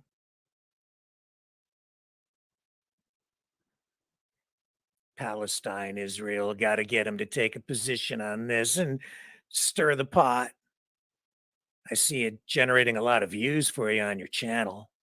See a lot of donations maybe coming in too as a result of that. Fair enough. And I guess you've earned your 300,000 subscribers. Good for you. This will be a big one for you. You caught yourself a big fish, and all you had to do was throw a hissy fit. My God, if I threw a hissy fit, you think I would get RFK Jr. on my show? I think not. Will RFK Jr. ever appear on this show? Probably not. Highly unlikely. I'm just not that big. You know what else I'm not? I'm not young anymore, and I'm not afraid. And I just don't care because I've been around so long, I don't have that much time left anyway. Not really. What have I got to lose by telling the truth? The real truth.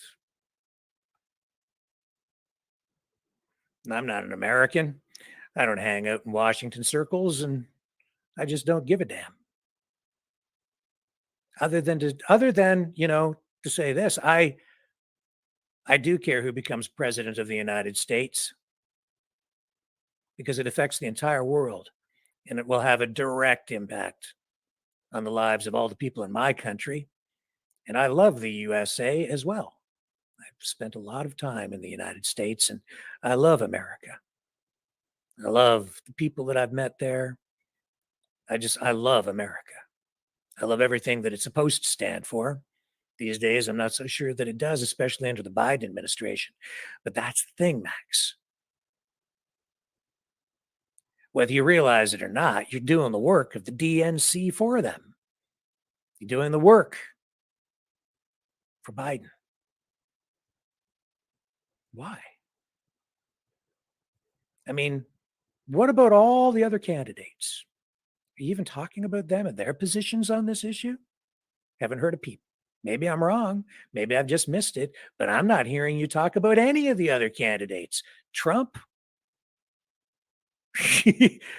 he's pro-Israel. Biden, I don't think he's any better. Obama was bombing the crap out of people in the Middle East. He was hardly what people thought he was going to be. Let's face it. Who else? DeSantis? He's pro-Israel. Nikki Haley on the Republican side. What about her? And I mean, realistically, just on the DNC side, Biden's the only other option. So you're sitting there beating the crap out of RFK Jr., calling him a liar. Look at the damage you've done to this guy. Because you are a big man. You're a big man there, Max. You got 300,000 followers with your buddy there. You got like 1 million. You know, I get it. Look at the damage. Blumenthal, what a name. I mean, what about, I don't know, how about Mr. Ramaswamy? What about him?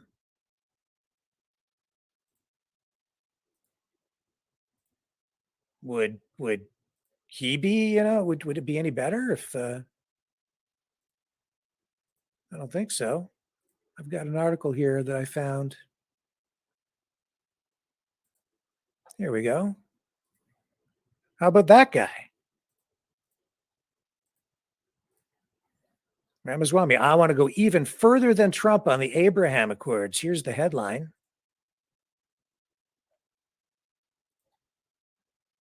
The entrepreneur and Republican presidential candidate also told JNS, Jewish News Syndicate, that far-left ideology has caused rising anti-Semitism. And I'm seeing that, honestly, I'm seeing a rise in anti-Semitism.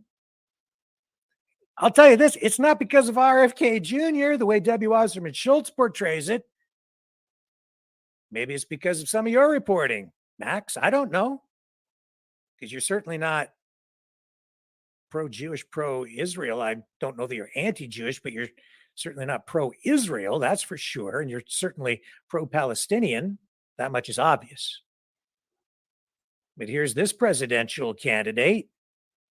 If elected in 2024, Vivek Ramaswamy, an entrepreneur vying for the Republican presidential nomination, would combat anti-Semitism as part of a broad campaign against what he believes is a far-left ideology dividing the country into victim groups. Anti-Semitism, see, that's where I think that maybe you fall politically, ideologically on the far left. Anti-Semitism is a symptom of something that is broken in our society. Ramaswamy told JNS. He added that Jew hatred points to a void in our heart as a nation. And you scroll down. What else has he got to say about this? You know, in a phone conversation with JNS, he had less than 10 minutes for the interview. Ramaswamy criticized U.S. President Joe Biden's appeasement to anti-Semites and enlisting the Council on American Islamic Relations as a partner on the White House's national strategy to counter anti-Semitism. A recent report details decades of anti-Semitism at CARE. Yeah. He called Biden a complete hypocrite for releasing a strategy against anti-Semitism that included CARE's participation. And he added that Washington must stop dignifying the Palestinian Authority by restoring U.S. funding to the United Nations Relief and Works Agency for Palestine refugees and funding the Palestinian Authority indirectly.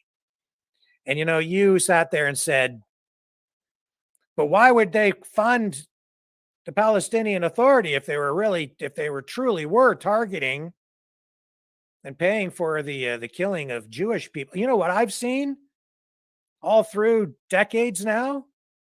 The United States playing both sides off against the middle. I've seen them, you know, at one point, you know, going to war with terrorist groups like Al-Qaeda.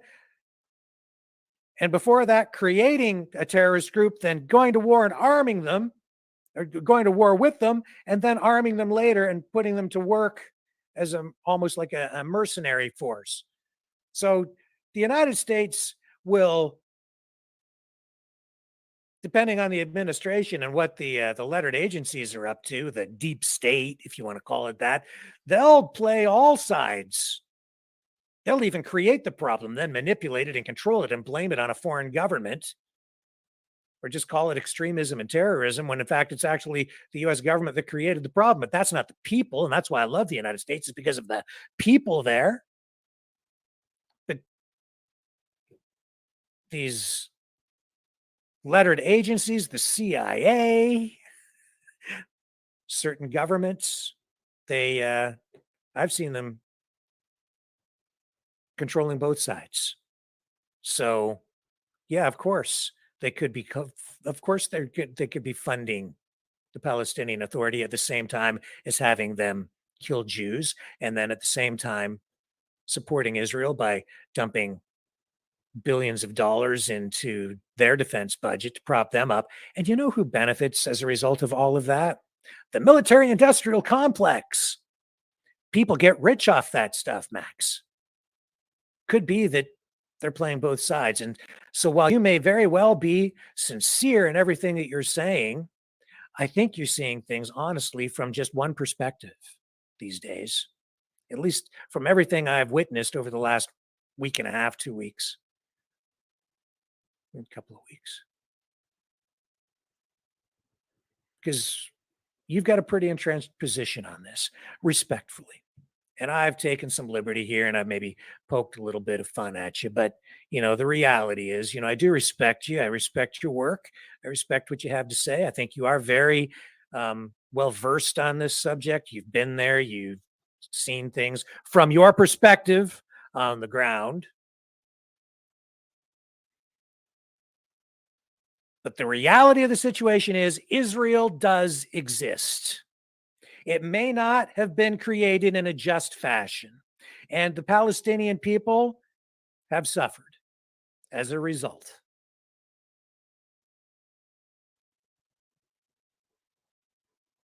But that's not all RFK Jr.'s fault. And while he may be presenting a particular kind of perspective on this, you need to keep your perspective on it as well. And I would say as well, if you're going to hammer on this guy, hammer on RFK Jr.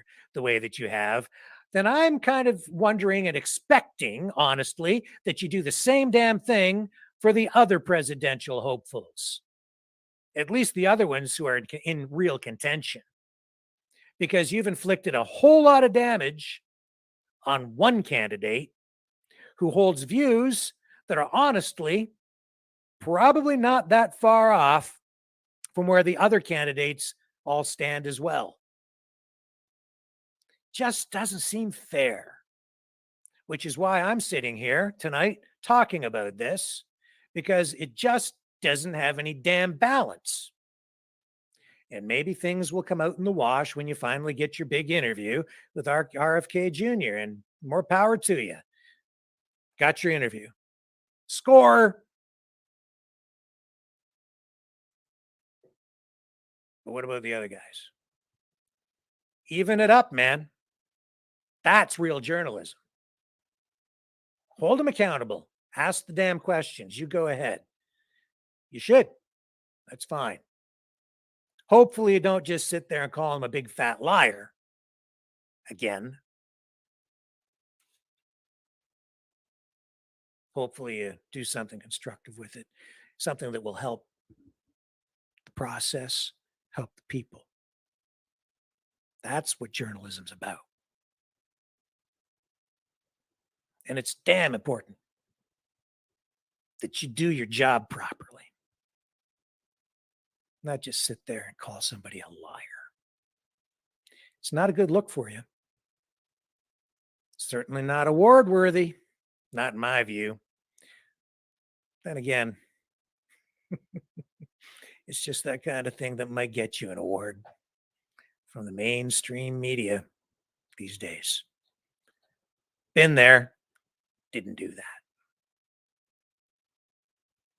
Think about it, my friend. And if you want to come on here and kick the crap out of me, you're welcome to do it. I'd welcome you on the show anytime. And maybe we can make friends. Find some common ground on a variety of issues, even on this one. Maybe you'll dissect my dissection of your dissection. Highly unlikely, though, because I'm just a little guy. I shall return right after this. Don't go away.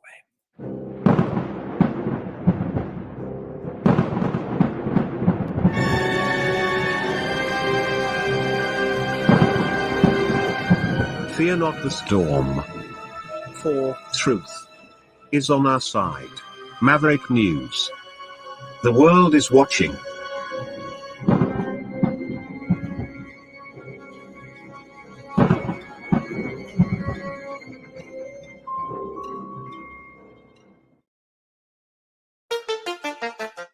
The New World Order. Government overreach. The Great Reset. Mainstream media lies. Now more than ever, independent voices are needed. Donate now at freedomreporters.com. That's freedomreporters.com. Maverick News.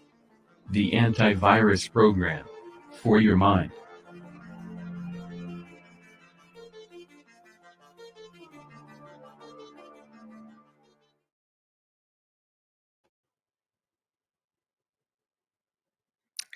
Just before we move on to other news of the day, just one last little thing. I didn't show you this, but I will now. Just to show you, like the Blumenthal family, I mean, they are so connected and there's so much power there. The Clinton machine will do anything to stop Bernie Sanders. So this goes back, right, to the last, well, 2 elections. And this also just illustrates my point. The DNC, the way their process is set up for selecting a candidate, it's not terribly democratic. It doesn't even really matter what the grassroots wants. In the end, the party really does have a process in place that allows the party elite, the people who control the party, to really end up deciding who their candidate is going to be. We saw that when Clinton got the nomination because Bernie Sanders was essentially robbed of the nomination. And even though there were some, there was some inkling that there might be a challenge from Sanders, in the end, no, it was just very clear that there was a legal challenge, and it was declared that the DNC was allowed to basically cook their nomination process. The Democrats don't believe in democracy within their own party. I'm not even sure they truly believe in it beyond that, but that's the way it works over there. And so here's an interview in Truth Dig. The Gray Zone's Max Blumenthal reflects on his experience growing up with America's most powerful family. And there's a whole article here about it, an interview with Max Blumenthal. So if you're inclined, you can go check out that article for yourself, listen to what Max Blumenthal has to say about being part of a family that is directly connected to the DNC machine and more. But let's face it, the guy is connected. How much influence does that have over him and what he reports and how he operates, and what influence did that have, or has it had, over the way he has decided to respond to all this RFK stuff? Only he really knows. But I don't think the connections are anything that can be denied. So whether he's doing it intentionally or not, like I say, he's doing the work of the Biden administration, of the Biden campaign team. The DNC, he's doing their dirty work for them, whether he realizes it or not. What about other news tonight? You guys want to talk about other news tonight? Before we do that, maybe I should do this. Maybe I can pay a bill by encouraging people to donate to our teeny tiny little platform here at freedomreporters.com. You can support us that way, or you can also donate at maverickdonations.com if you are so inclined. Now, if you're in dire straits and you don't have too much money, then don't donate. I don't want your money if you are struggling. So please don't do that. If you are able to, we certainly could use your help because we're struggling here, because we don't have 300,000 subscribers, and we are still on a YouTube ban, and we are still demonetized, and we are still having trouble over with Facebook. And that is why we need you to subscribe over on Rumble, the free speech platform where we are growing. And we are able to accept donations over on Rumble as well through the Rumble Rants. So if you can support us there, that would be fantastic too, because we need to recharge the phone lines and pay for a lot of other things that we have here, the subscriptions for the streaming software. And even on Rumble, we have to pay for a subscription package in order to have the, like a professional sort of account with them that allows the channel to be seen on a broader scale. So there are a lot of things that we have that cost money here. We need to actually replace this computer here too at some point, very, very soon, because it is aging, which is one of the reasons we had some trouble the other night just getting on the air, actually. In fact, we didn't get on the air that night, but it took on a mind of its own there at the last moment. So anyway, yeah, you can support the channel in all of those ways, but please consider liking, sharing, subscribing, and subscribe over on Rumble. That would be extremely helpful, and that doesn't cost you anything at all. Certainly appreciate the support we have had. So what else do we have to share with you tonight? Enough of the RFK Max Blumenthal thing. I'm excited to see what happens with that debate thing. Debate / interview, whatever. I know a lot of people are talking about this, though, on the Canadian side and maybe even around the world, because Justin Trudeau went to see the Barbie movie. He did. And here he is there with his son. And it is making international headlines because here's Piers Morgan saying, "So glad I'm not Canadian." That single picture of Justin and his son, I guess that's his son, dressed in their Barbie colors at the movie theater.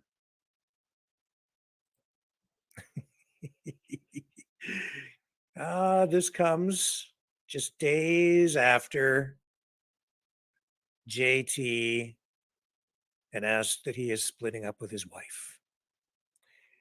And this picture, combined with a bunch of other things, have a lot of people, and I really don't care one way or the other, but I cannot ignore this because it has been taken on such a fever pitch within the social media environment. People are saying that they're expecting Justin to come out as gay before the end of the year. People are actually taking bets. Whatever, but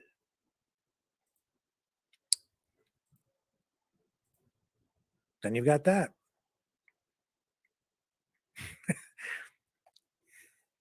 I haven't seen the Barbie movie. I don't really have much interest in it. I did go to the movies with my wife the other day. Well, this would be about 2 weeks ago, I guess.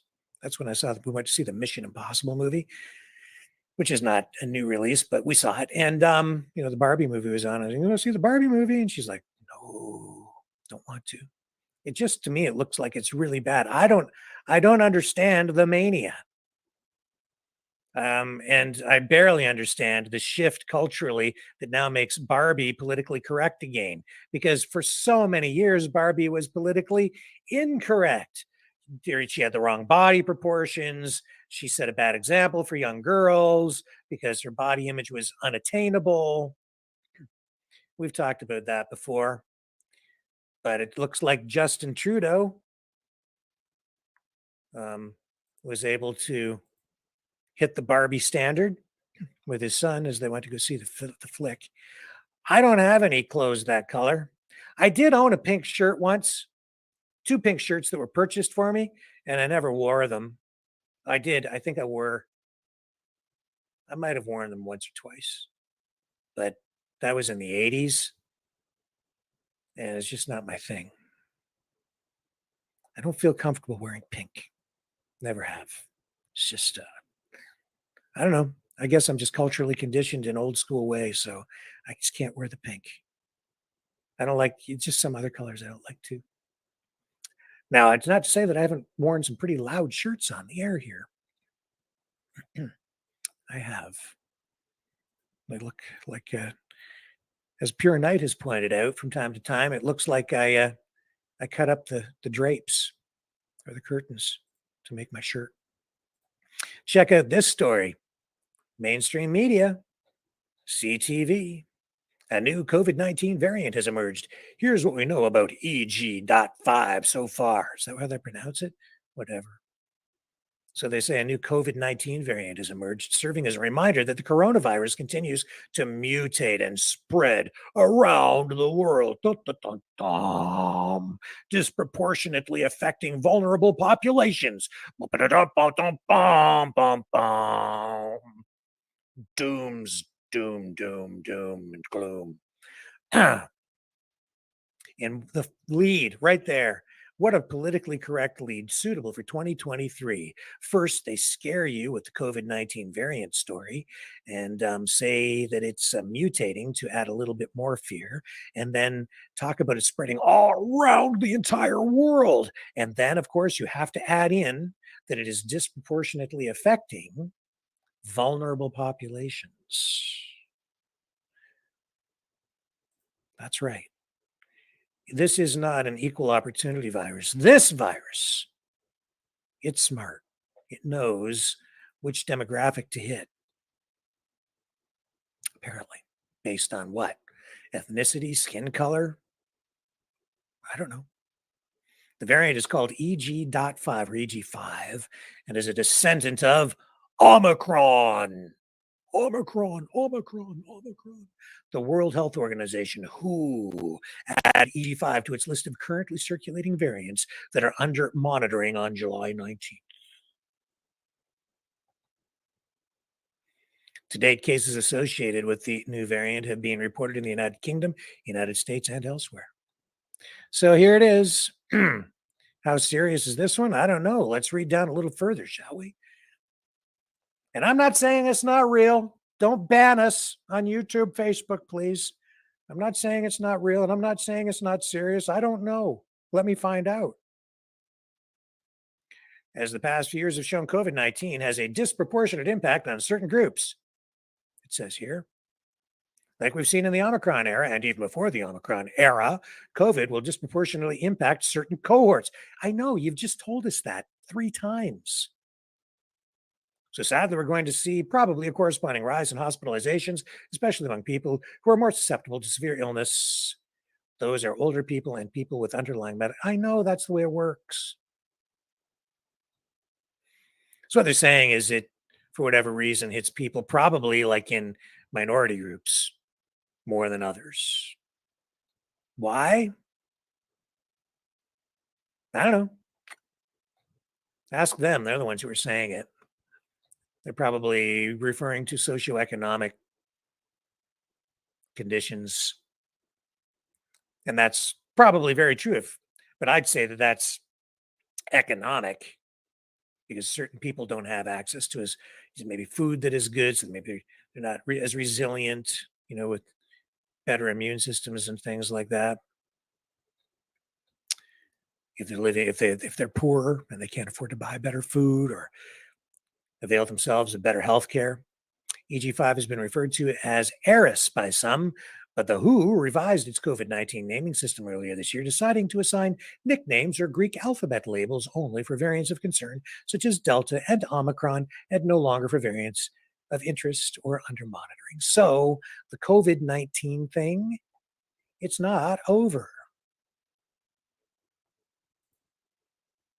Keep your eyes and your ears peeled, ladies and gentlemen. Never know where that's going to go. That's scary.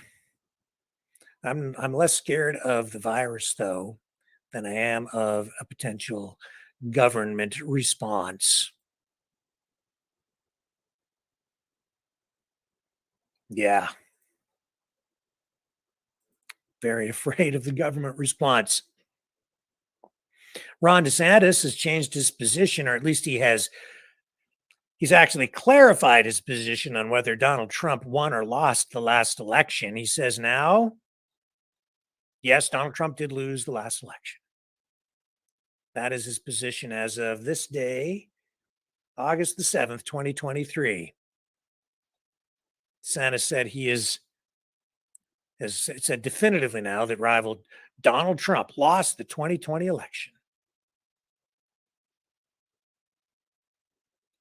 I guess, the media is saying that DeSantis has kind of waffled on that. But today, in an interview with NBC News, he said, of course he lost. Joe Biden is the president. I guess that much is true. I mean, even if you didn't believe in the process, the reality is Joe Biden is the president. Like it or not, that is the reality. So in that sense, no matter what, Trump lost because he's not the president. Therefore, he didn't win. So DeSantis' shift in rhetoric has come as he seeks to rather reset his stagnant 2024 White House campaign. And there's another candidate right there that Max Blumenthal should be asking questions of. Ron DeSantis. And Trump, too, for that matter, because Trump is way out in front. In spite of all of the trouble that he's facing right now, he still leads the pack by a long shot on the GOP side for the nomination. It looks at this point like he will be the nominee. But politics is a very strange thing. Anything can happen between now and the day when the GOP candidate is actually selected. Or should I say elected? If the election is a referendum on Joe Biden's policies and the failures that we've seen, this is a quote from DeSantis, by the way, says, if the election is a referendum on Joe Biden's policies and the failures that we've seen, and we are presenting a positive vision for the future, we will win the presidency. If, on the other hand, he said, the election is not about January 20th, 2025, but January 6th, 2021, or what document was left by the toilet at Mar-a-Lago, if it's a referendum on that, we are going to lose. That's an important point. It's actually very valid. And that also connects back to what we were talking about earlier tonight. I've noticed this as well. Donald Trump sucks all the oxygen out of everything. All of the media attention focused on the indictments and his legal battles. That's what everybody is focused on over there. When you hear anybody talking about Trump these days, mostly they're talking about all the crap surrounding him.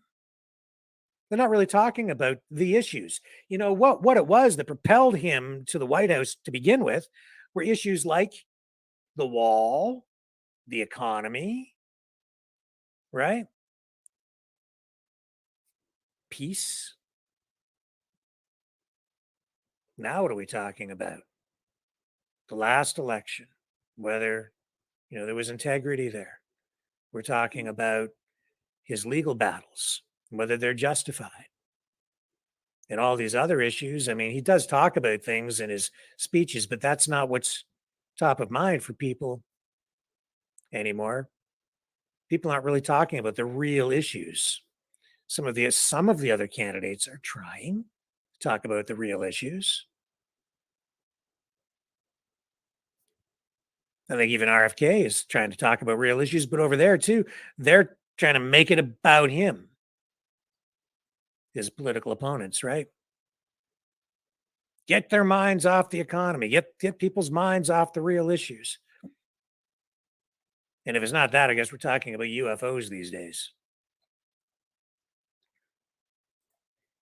And we should really be talking about the threat of nuclear war. There was a woman arrested in a plot to assassinate President Volodymyr Zelensky. That according to Ukraine.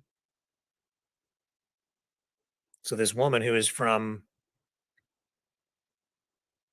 Mykolaiv, I'm not sure if I'm pronouncing that correctly, but her name has not been released. She's been questioned by officials, and they say was part of a plot aimed at assassinating Zelensky during his visit last week to a southeastern city near the front. So Ukrainian law enforcement say the woman was caught red-handed as she handed info to the Russians. They're alleging that she was passing information on to Russian forces about Zelensky's location. They allege that she provided a full itinerary of the president's visit to the region. The Russians, according to the Ukrainian authorities, would then have ordered an airstrike to assassinate him. Maybe. Wouldn't surprise me at all if they wanted to take out Zelensky. Not at all. So investigators learned of this woman's alleged plans ahead of the visit, and Zelensky took additional security measures while in the area, according to security officials. And the Ukrainian Security Service has continued to document actions surrounding all of this, and they've claimed that they have other data about other Russians involved in this. Sounds like a very credible story. Not surprising at all. Not to me. Probably not to you. Okay, let's take a brief break, and when we come back, we'll set up the phone lines. Start taking some calls on this Monday night, August 7th, 2023. Do not go away. I will be right back. The New World Order. Government overreach. The Great Reset. Mainstream media lies. Now more than ever, independent voices are needed. Donate now at freedomreporters.com. That's freedomreporters.com. Maverick News. The antivirus program for your mind.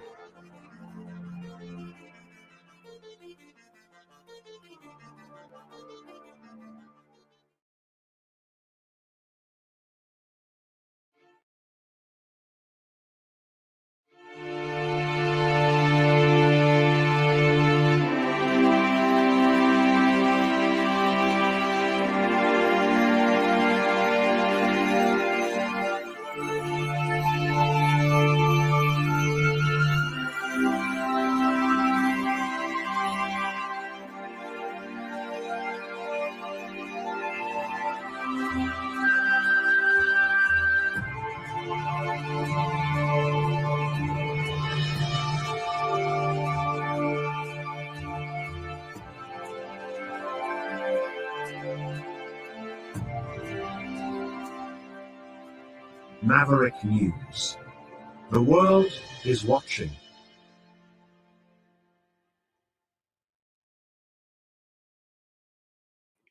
I'm back, and we are just about ready to start taking some calls here. The system is fired up. I'm just waiting for it to stabilize. And again, if you are so inclined, you can support the show by donating at freedomreporters.com or maverickdonations.com. Like that. That's the Give, Send, Go page. That is PayPal right there at freedomreporters.com. And please make sure you like, share, and subscribe. That would help us out a great deal as well. Just about ready here. Just waiting for things to free up over there on the phone system. Let me run the promo here for you so you know what number to call. This is how you can join the conversation tonight on the Maverick News Channel.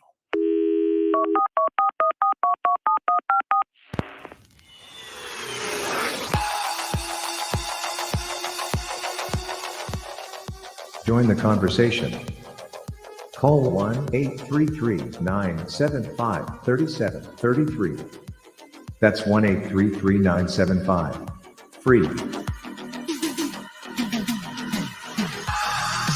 Speak up. Speak out. Make your voice heard. Maverick News. Fighting for freedom by defending your right to free speech. Be a Maverick. Join us.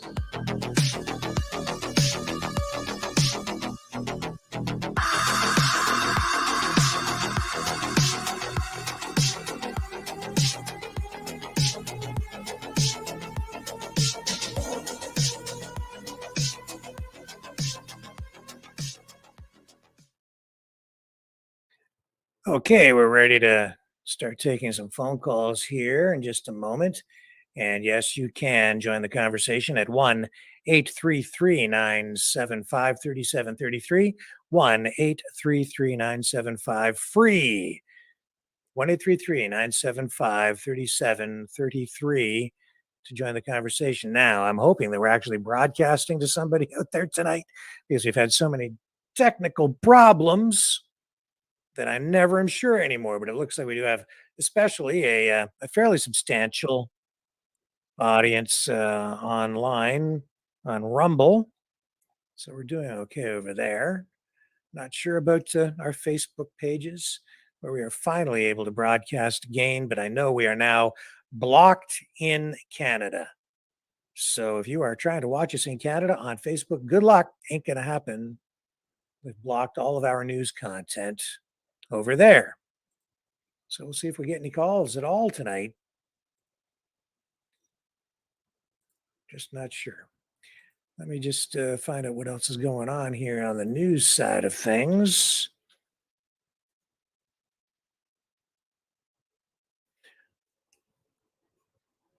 Oh, yeah.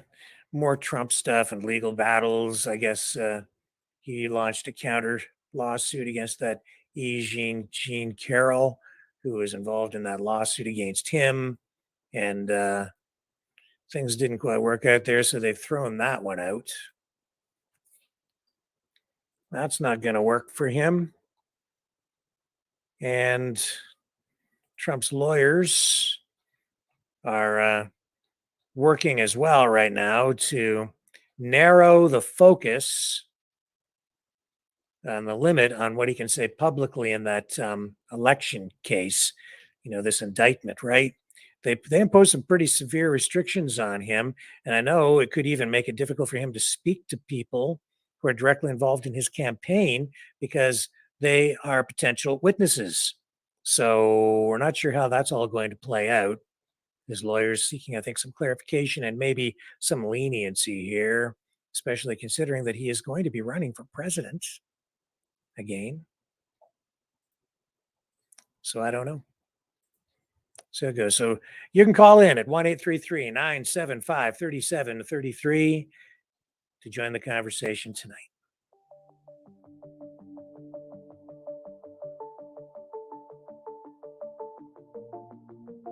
Greetings, brave Mavericks.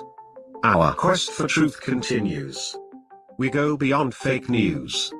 Together we expose propaganda. Together we pull others out of rabbit holes. We are maverick thinkers.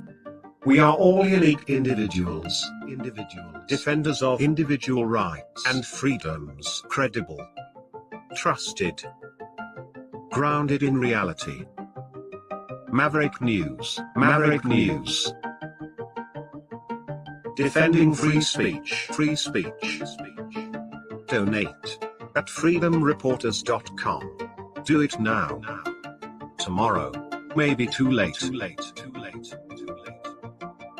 Maverick News. The world is watching.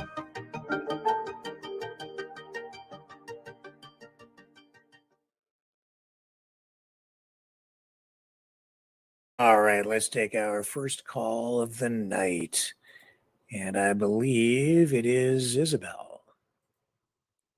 Yeah, hi. How are you tonight, Rick? I'm fine. How are you? Oh, not bad. I was listening to about RFK, and yeah, I mean, there's a lot of points that he does make that sometimes I don't agree with, but yeah, this is a backlash. These guys are just like jumping all over him. It seems to me like they're getting some kind of compensation to be turning on him like this. Who knows? I mean, the compensation, I think, here for Max Blumenthal will probably come in terms of revenue generated through his monetized channel when he generates a huge audience, when he gets RFK on his show, and it will also generate a lot of donations. So he'll get paid that way for sure. Yeah, to backlash though somebody when they're not there to speak for themselves, it's one thing to have an opinion. Yeah. But like to sit there and rip him apart without him being able to defend himself, I think that's underhanded. Like that's really underhanded. A little bit, it's like I mean, you have to expect you're going to be targeted when you're running for political office, but I just didn't like the way that he kept calling him a liar. One thing to kind of critique him or go over the stuff. Oh, everything he says, like he literally said, everything he says is a lie. What?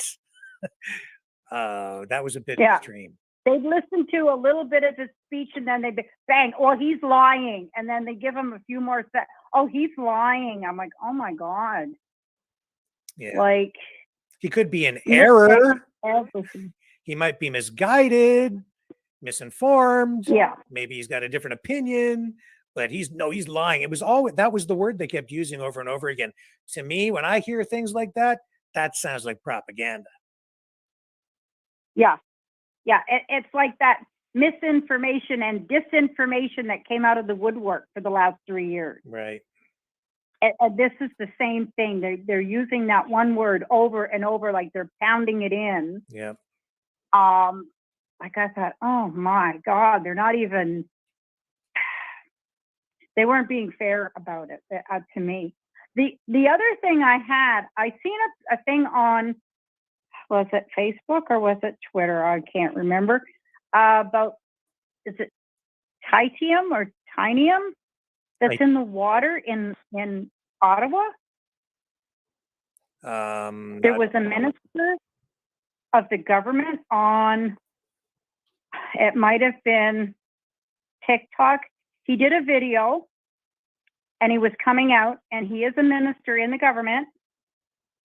And he did a speech on it, about a 5 or 6 minute speech on TikTok about the poison that's in the Ottawa River that's going to affect the people of Ottawa and Point Gatineau.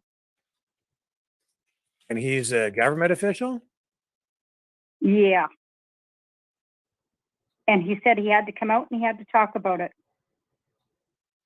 Because what they want to do is they want to build these above ground plants to clean the water. But he said the problem with that is this is going to be above ground. And he said, and he was literally putting out a warning to the people in Ottawa and Point Gatineau and Gatineau. And I'm like, oh my God, I have relatives up there. Like, are you kidding me? I don't know. I'm not familiar with the story, so I'd need to find out more about it. Well, I did try to send you a link to your mail.com address. Okay. Maybe you didn't see it, but I thought, well, maybe I'll send this to Rick and maybe he'll be able to get more information on it. I was shocked when I heard it. He's the chief of something, and he was talking about, is it White Lake, where they had the poison in the water for the Indigenous people? Oh, I'm not sure which community you're talking about. There are a number of them, right? You know, we've seen mercury poisoning, mercury contamination, variety of other issues. So did you actually send this to me? Yeah, I did. I'm just going to see here where. Here it is. It's I have a Facebook link here from you. Okay. And it's the chief that speaks about Ottawa water. Ottawa water. Yeah. Oh, chief. Yeah. That would have been the Facebook thing. I posted it on my Facebook and then I sent it to you and I thought, wow. Oh, tritium. Like that's tritium. And I thought, are you kidding me? Because a friend of mine sent it to me and then I sat and I watched it because she has relatives up there too. Okay. And I'm like, wow. Because I know is it the Ottawa River or is it the Rideau River? One of the rivers actually runs past my brother-in-law's property in the Laurentians. I think it's the Ottawa River. River. This is I'm just Googling it here, and there are stories going back a Mhm. couple of years about it. I don't see anything new. There's a story here from 2018 about this. Here, I'll bring it up so you can actually see it on the screen, folks. This is one of a few different articles. This is a CBC piece. Hang on a second here. Okay, so we want to, it's just a little And difficult. actually, the one this came through from Serena Freedom Bear. Mm-hmm. Well, that So I'm wondering. doesn't necessarily mean anything one way or the other. No. That she posted it, other than there's nothing new about this story as far as I'm seeing. The clip that she has posted may have been something older. I don't know, but all I'm seeing here is older stuff. Report details dumping water contaminated with tritium, PCBs, and other toxins from Rolfton, Ontario site. And so Indigenous communities and environmental groups and other concerned citizens who monitor toxic waste are increasingly concerned about the dumping of radioactive matter and other contaminants into the Ottawa River from an inactive nuclear reactor northwest of the capital. So yeah, this is an older story. This is old. That's an older story. Yeah, a scientific report released back in February, and this is already an article from 2018. Wow. I'll tell you, it just made me. Let me just trigger, and I yes, tried to it find does out more trigger you. And information on it. let me just tell you how. I'll comment on that. There are people out there who do post things just to trigger people and to get people upset and agitated, and they have political motives sometimes, and sometimes they do it just because they're not aware, and then you get other people sharing it, and then it ends up here where we're talking about it. And it's important to keep things in proper context, and it's not to say that this is not true or that it didn't happen, but we have to understand that this is from as far back as 2018, and we're now in 2023.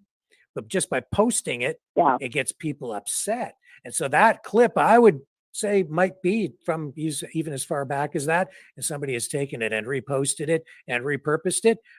Maybe, I don't know what the motivation might be behind that, but I don't like it when I see stuff like that.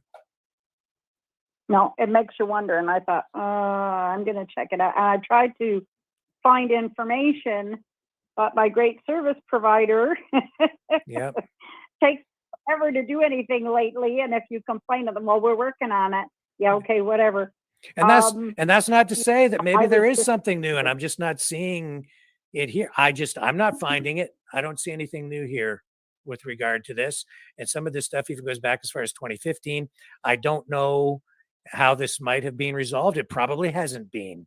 It probably is an ongoing issue, but it's an inactive plant. So, says here, this reactor in Rolfton made history in 1962 as the first in Canada to produce electricity from nuclear power. It stopped operating in 1987. And now CNL is developing a plan to decommission the site and deal with the nuclear waste. And this is the problem with any nuclear facility, is like, what do you do with it afterward, right? So. Exactly. Like, I don't know. And I see all this stuff now. I mean, where I lived before in Ottawa, we lived near Westinghouse, the electric bulb plant. And my kids used to go play in it. Was called Pottersburg Creek. Yeah. And my kids used to go play there all the time, bare feet. And then we found out, and everybody had little backyard gardens where we grew fruit or vegetables and stuff. And the runoff, there was a little trickle runoff that actually helped water our gardens. And then we found out that creek was full of PCBs. And this was years later. After we left there, they sent down a group to check the water, and they came in hazmat suits. They looked like silver suits from space. Yeah. And we all thought, oh my God, like our kids played in that creek. Well, it turns out people from 30 years ago when we lived there had developed cancer now. Yeah, polychlorinated biphenyls, they're very carcinogenic. Depends on the level of exposure. It's an ongoing problem. They used to use PCBs in electrical transformers, and then that PCB oil, when it was disposed of in some cases in improper ways, it ended up in waterways and in other places. I've covered a lot of stories about PCBs over the year. It's a big problem, and that they stay there for a long time. They don't break down easily, and your body can't break them down No. either. So that kind of contamination is extremely serious. Got to take it seriously. That's what they call like the forever poison, right? Yeah, it's around like It just goes on and on and on and on. yeah, PCB is bad news. Yeah, and I've seen PCB fires that I've covered too. Wow. Electrical transformers that have caught on fire filled with PCBs, and then you get PCBs, spewing into the atmosphere. I mean, these things happen. It's out there. You have to keep it in context and perspective, of course, right? Treat it seriously. Yeah. Don't lose your mind over it. Deal with it accordingly. No. But absolutely, it's got to be taken seriously. Yeah, I just think lately they're throwing so much at us, left, right, center, top, bottom, angle wise. It gets your mind to the point where you're like, oh my God, I need a break. Oh yes, yeah. No, no question. I mean, and I understand where people lose it. I mean, it's unfortunate, but you see it happening, right? Yeah. Well, I think there are some people who want us to lose it. I think that's the problem right now. Yeah. There's some people who are just posting stuff to get you jacked up. Oh, here's something from 5 years ago. I'll post this now, and that'll scare the crap out of them again. I think it's honestly there's an absolute campaign ongoing out there. Oh, there is. Yeah. I mean, I don't know. I look around and I think I am so glad I'm not in the big cities because they're worse. They're worse. Mm-hmm. Being in a smaller community, I don't know. And maybe we seem to have a better grip on things. I don't get it because I don't see that where I am. I mean, there's only maybe 2,500 people here. Yeah. So I don't see that. And it would stand out like a sore thumb because, well, what do you want to call us? We're a senior community. So there's very few young folks. Mm-hmm. And a lot of the older folks are like, are you frigging kidding me? Yeah. You want to be a what? I understand. I want to be a furry. I don't want to be a furry. Yeah. Well, I don't, I make mistakes. I'm only human here, but I'm always doing my best to, try to keep things on the straight and narrow, to give people proper perspective. And I try to check things to see first if they're true, and secondly, if they're current and if it's factual, and provide proper context. So it's important, right? Yeah, but it makes you wonder, where did the logic in the world go? Like, did they just rip the logic right out of our language? Because it doesn't seem to be like, you listen to the states, there's no logic there. With the Democrats, you're going, oh my God, they're doing what next? Yeah. Now what are they into? And I'm thinking, hopefully little Fancy Socks doesn't get the same idea, but I mean, he's got his own problems right now. But although people are making me laugh because they're dressing him up like Barbie. Yeah. I said that to my neighbor. I said, well, gee whiz. I said, if she can divorce him, can we do the same? That would only be fair, right? Yeah. Well, I'll apply for my divorce papers. Yeah, well, he's suffering in the media right now. Certainly on social media. People are having a bit of a laugh at his expense, because his marriage is falling apart, and there's now you have all this speculation about him possibly having an affair with someone senior in his cabinet, as I'm sure all of you know. Mm-hmm. I don't want to get into too much of that because I'd like to deal in facts as well and not get into too much of too much. Yeah, somebody posted that. Well, they are the head of affairs, right? I hadn't even thought of that, but okay. I thought, well, that's coinciding, right? Like right there.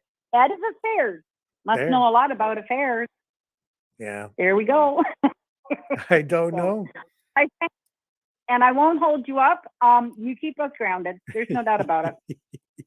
This is a good And I call. thank you for that. I like that Okay, last one. thank you. You Yeah. have a good night. Thanks. Oh, did you like that? I did. I liked that a lot. Thank you. Can you say head of affairs? Or would it be the other way around? Oh God. No, I don't need that imagery in my mind. Oh, Thank you, Isabel. Have a good night. You're welcome. Bye. Good night. Oh man. Okay, let's go to Sandy. I haven't spoken. We haven't talked to Sandy in quite a while. Hello. Hello, you. How are you? I'm fine. How are you? I'm good, thank you. It's Sandy. Yes. How's your fish? It's been a while. Oh, he's okay. He's doing awesome. Good. That's good. So I just want to say, your last caller, she was talking about the water. Mhm. And we are going through a pipeline project right now. Through a what? A pipeline project. Oh, okay. And it's big because it's been almost 3 years since they've been doing it here, and I'm in the Kawathas. Okay. And So for I'm our just gonna American give you- viewers, Sandy, can you tell people where the Kawarthas are? Oh, the Kawathas are Peterborough, Ontario, Canada, north of Toronto. North, yep. Okay, so they've got the general So- idea. Yeah, it's a small town, and it's probably more than Ottawa. I would say it may be more than Ottawa. I'd say about maybe 35,000 going here now. Okay.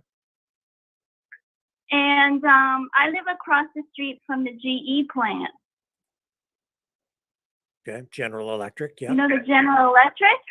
Yeah. Okay. What do they produce It's closed. there? It's closed. no more. Okay. Yeah. It closed a very long time ago. And this went very viral in the papers, on the news, and a lot of people came out with melanoma cancer, and it wasn't good, but I wasn't here at the time when it happened, and I've walked by it a couple of times, and I'm like, wow, this place is huge. It's a big plant. Okay. And so what And- was it that happened at the plant? What did they produce there that might have They contributed produced to? microwaves, washers, dryers, electronics, Mhm. ovens, you name it, they produced it, and it was all local. Like, it was very local. So now I've been going for walks. I'm going out for walks, and I'm looking around, and as I look around, and I'm going, oh, I see a big, ginormous hose, Mhm. and it's a water hose, and they're doing a pipeline project right outside my property. And it's like they're cleaning the water. Okay. They're cleaning up the water, and this is huge now. So it's coming, like where I live now, it's not here right now, but eventually I'm hoping it's going to come on my street, and I'm just going to like, woo, clean the water, because we have like a boardwalk here. Yeah.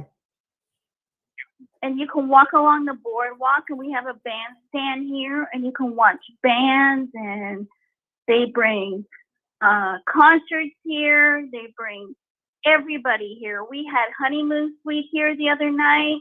We had a lot of bands that come here and play. Well, that's good. So the focus of this, though, is what, that you're just trying to draw attention to the fact that they're putting a water line into your community to address the issues of water quality. And not only that, they're trying to save the water quality of it. It's coming through council. My aunt's working on it. She's on council. She's a politician, and they're working really hard on it. And it's been taking since the pandemic. Right. And you know what? Give it time, because your last caller is going to come to Ottawa and they're going to clean it up. Well, I hope so. Whatever they do to address that, I don't know where they're at with that story right now. But as I say, it's been an issue there since at least around 2015 or longer. Well, actually, 1987. So, Rick, yeah. It's been long overdue. Mhm. We've been in dire needs of clean water, because like the fish now, you can fish here, but you just can't eat it. Don't eat it. You can fish, you can catch it, but just don't eat it. Let it go and just move on. Like it's contaminated. It's sad, but you know what? It is also reality, and they're working on it, and they got to clean up this country. This country needs to be cleaned. Well, I'm glad that they're making progress on that, because I know that, that GE plant up there in Peterborough, it takes up about 10 acres of land, about 360 people Oh, more, there. if not Is it more. Yeah, and It's way more, because I've walked literally around it, yep. and it is like acres. Yeah, and this is an ongoing issue for a lot of communities where old factories have been shut down. They've been dealing with the PCB issue right there in Peterborough since the PCB, cancer, everything. Since the 1990s. Yep, and Absolutely. because they were building capacitors there, electrical capacitors from all the way from the 1940s to the 1970s in Peterborough. Yes. They used to do crazy things with PCB oil. They even used to use it as like a dust. And you know what? suppressant, I will tell you this story. My aunt that is on council, I won't name her name because I don't want to get banned or anything, right? Yeah. And her grandparents, her parents, and her grandparents worked at the plant. Yep. Scottish. Yep. I come from a very good background, and I didn't even know this because my sister married into the family, and I thank God every day of my life. But you know what? It's all good. Yeah. It's good. And you know what? I've spoken to my aunt many times on council, and I stay up to date with everything. And they work very hard here. It's a small town, and she works for City Hall in a small town, and she's an amazing lady. She will help anybody that needs help. Excellent. Well, listen, Sandy, we're going to move She's on. amazing. We're going to move on because we've got calls stacked up here in a limited amount of time tonight. I appreciate Oh, and you can phoning I in. just say one thing? Of course. Yeah, go ahead. I will not vote for JFK. You mean RFK? RFK, I will not vote for him. Okay, why or is his that? father. Why won't you vote for RFK Jr.? Well, first of all, you're Canadian, so you can't because you're Canadian. I can't. And well, I'm not US yet. I'm working on it. Yeah. I am working on it. I will be a part-timer. Okay. But I will not vote for him, RFK, because he needs to rest his voice. And he needs to have a doctor's appointment, or he needs to clear up whatever the voice is going through and clean it up. He can't. He's had that since I think he was in his 20s or 30s. I don't know exactly when he's seen doctors about it. I don't It's know nothing what he it can. is going on with that. Yeah, it's a medical condition, and he can't. He's stuck with that. Well, for the you rest know of his what? life. Then no, I will not. I would never vote for him. And I'd like to see some young people come into politics in the U.S. and Canada very soon. Okay. Well, I appreciate your call tonight, Sandy. Thank you. Thank you. Nice to see you. Nice to talk to you too. You have a great night. Say hello to your fish for me and tell him Fred, our freedom fish over here, he says hi to. Okay, let's move on. And this is Ashley. Hello, how are you this evening? How you doing, bud? Good. Can you hear me? I can. Hey, how you doing, Rick? Excellent. I'm on my earplugs. You have to excuse me a little bit. I'm outside. Okay. What do you want to talk about? Hey, I was going to ask you. Hey, what was the reason why they stopped Mega and Google over there?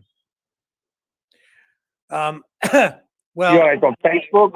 Yeah. So I mean, Meta, which is Facebook, Instagram, they are blocking all news content in Canada.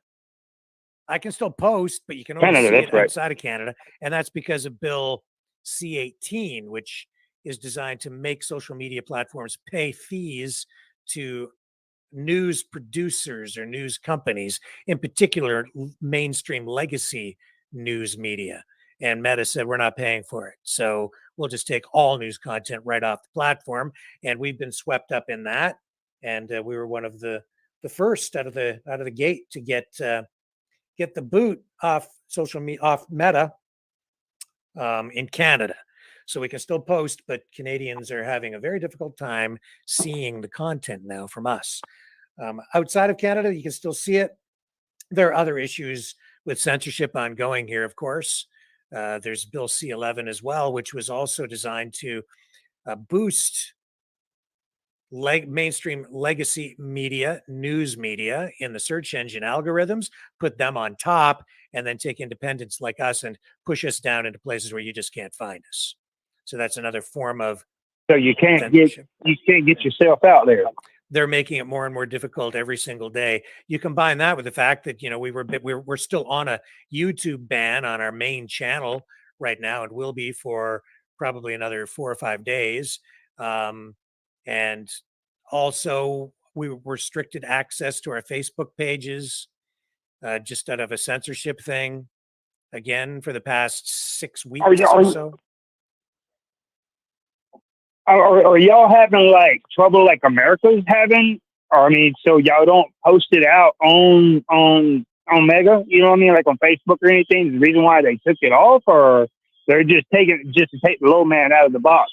I think a lot of it is to take independent media out, and in particular, any just media that has points of view that they don't want promoted. Correct. So in other words, the lady was just on there talking about she don't like Kennedy and stuff like that. He had throat cancer, because I made a joke with him when I first came on, when I heard him coming out trying to run for it, and I came out there and I was like, oh man, I don't want another one like Joe Biden. Well, a guy came back and he was telling me he had throat cancer. I was like, man, I felt bad about that. You know what I mean? I mean, it was just like, because it was just the way, because the Americans is going. And another thing, the natives is coming into America. What is your theory? Why is America letting the natives come to America? What is your theory? And I'm gonna see if I'm right or wrong. Sorry, why is America letting who come to America? The natives come to America. All the people that they've inviting all over here. You see what I'm saying? The NATOs? Yes, sir. That's what we call the Puerto Ricans, the Mexicans, the Chinese. Everybody's coming to America just to come into America. All right. The theory of this is the white man is overpopulated. So when they come out, like looking in Africa, where they done killed all the white farmers, they done killed. You know what I mean? Over in Africa, and Africa's already signed up, taking all their troops we to can't, Russia. Honestly, yeah, I hear what you're saying. That is deep. Yeah, I know. I'd rather not discuss that here. It's a yes, sir. Yes, sir. It's a subject matter that would actually get us banned again, and I can't say that I don't really quite agree with what is. See, we're overpopulated. We got to have some way to get help. I'm sorry. We got to get help somehow. Help. We got to get help somehow because we're overpopulated. And like I said, with everything that's going on and with the voting this year, I don't even think we're going to have a vote this year because it's going to be so much riots going on where they're ain't going to have people to even make it to the voting. You know what I mean? Well, I can certainly. So yeah, it's going to be a rough year. I think there will be riots. There's no question about that. It's going to be a terrible election because there's going to be so much division and I think even violence. So I'm really not looking forward to it. And crazy, propaganda and misinformation, disinformation, and so on. So and that's because of the artificial intelligence that can create fake images, fake videos. We're seeing it already. I talked about it last night. It's going to be a terrible election. Yes, sir. Yes, sir. Yeah. Well, Eric, I don't mean to disturb the peace, man, but I just want to see what your thought. I was just wondering why they took all the mega out of there. I mean, the purpose of like BBC and all those people like that right there. I mean, I know a lot of musicians trying to get all their music out, and they're shut off. Yeah, well, Rick, man, it was nice talking to you again, bro. Yeah, good. I love Rick's world. Thank you. Appreciate the call. You have a great night. All right. I didn't mean to serve the nest. Yes, sir. I didn't mean to serve the nest, Rick. Yeah, that's okay. All right. You have a good night. I have a good one. See ya. And yes, sir. Yeah, we'll move on here. And who do we have up next? We have, I'm not sure who this is. Go ahead. You're on the Yo, Rick. Hey. Yo, Rick. What's happening? You tell me, man. It's a Monday, but it feels like a Sunday. Yeah. You've been on the road, man. I've been on the road, and now I'm off the road. What a great vacation.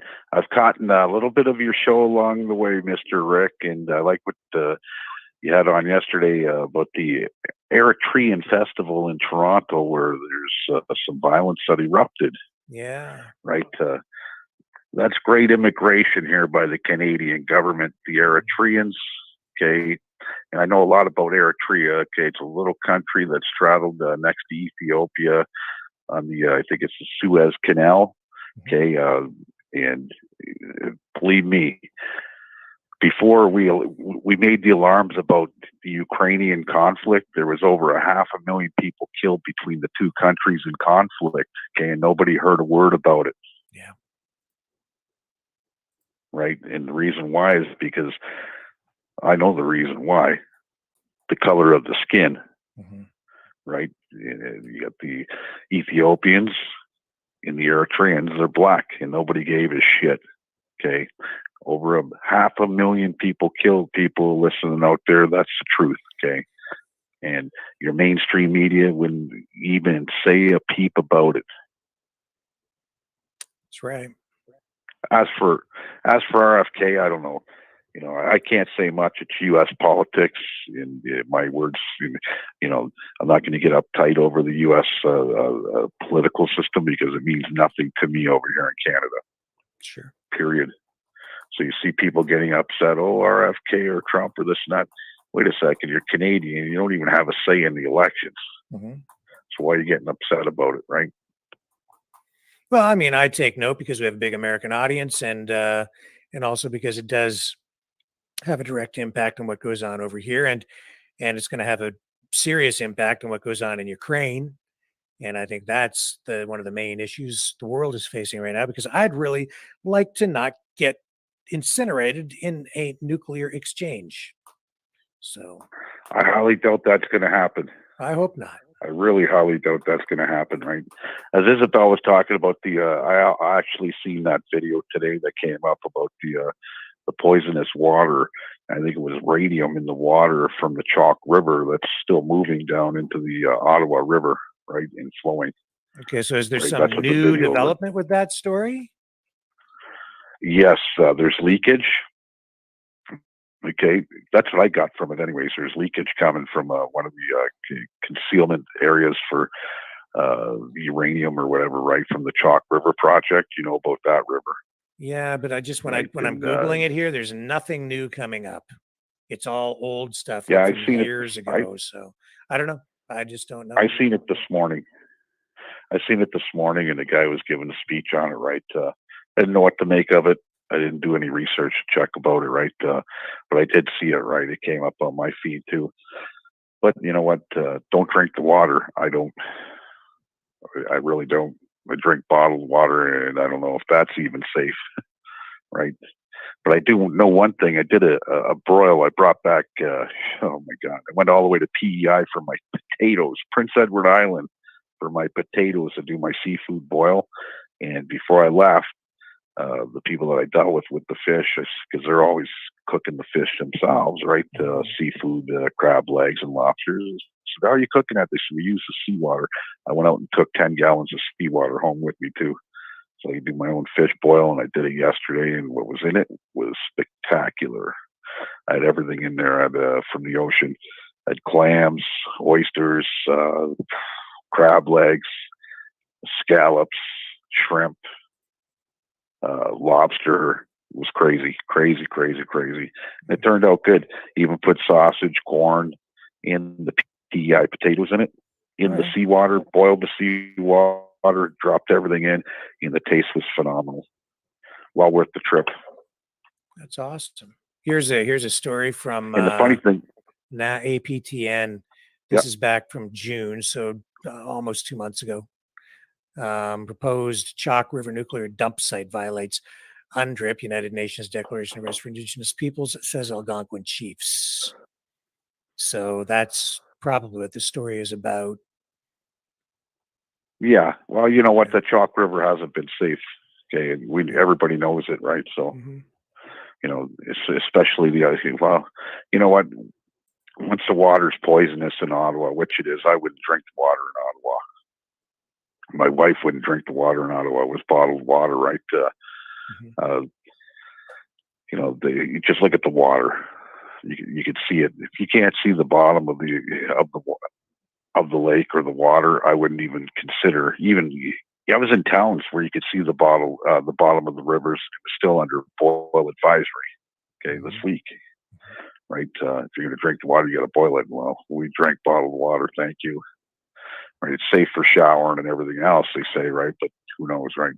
But when you look at big companies out there, I'm learning a little bit about the Irving Company, okay? And I've never heard of the Irving Company until I went east. Not only oil, Rick, they got their hands into everything, in the lumber, you name it, okay? Yeah, they're huge out east. They own the east practically. They're that big. They do. Yeah. And the the premier of New Brunswick is an ex-executive of who? Irving Oil. Right. A lot of people don't know. Right. A lot of people don't know this, right? And I never knew this till I traveled east, right? But they're paying 15 cents more a liter for gas and diesel. Wow. Okay. So as soon as you get into Quebec, it goes up a little bit. Okay, and then it gets really high in New Brunswick. So I can just imagine what it's like in PEI, Nova Scotia, Newfoundland, right? The rest. Yeah. But yeah, you got this one company that's got a stranglehold on every business there. Okay, and a lot of people don't like the Irvings, which is surprising, right? I don't blame them, right? When you see the way that they're getting gouged down there, T-bone steaks. They were on sale. Where was it? Superstore today for $8. Okay, that T-bone steak in New Brunswick's going for $27. A pound of bacon, $12. Here in Windsor, they were on sale the other day, 2 for $5. 2 pounds for $5. I swear to God, Rick. Okay? What the heck? They're getting gouged, and they're getting gouged hard. Now I see why everybody eats moose, and there's a lot of moose in New Brunswick, right? Beef's usually not on the table there because you can't afford it. Wow. Right. So they're getting gouged big time, man. And I shook my head down. I was telling people the prices that we're paying down here. They're like, yeah, right. I said, I'm telling you, man. You know, I brought back a shit ton of seafood. It was almost 3,000 this load, right? In seafood, and I had it gone. Okay, I got back I left Friday. I was back here Saturday morning, straight run through. I was going to meet you on the highway, but Yeah. you didn't answer. 3 You a.m. did answer, yeah, I after. wanted to, man, but it was Yeah, like 3 a.m. I was working late and then I rolled over and I dozed off. Next thing I knew, it was, I don't know what time I messaged you. Was it like 4 or 5 in the morning? Because I missed you and it was like, Yeah, well, I got home. I got home. I passed out on the couch at 5 a.m. I woke up at 10 in the morning. I was out of seafood, Rick, by 5 o'clock. That shit sold faster than drugs. Okay. That's 160 lobsters out the door.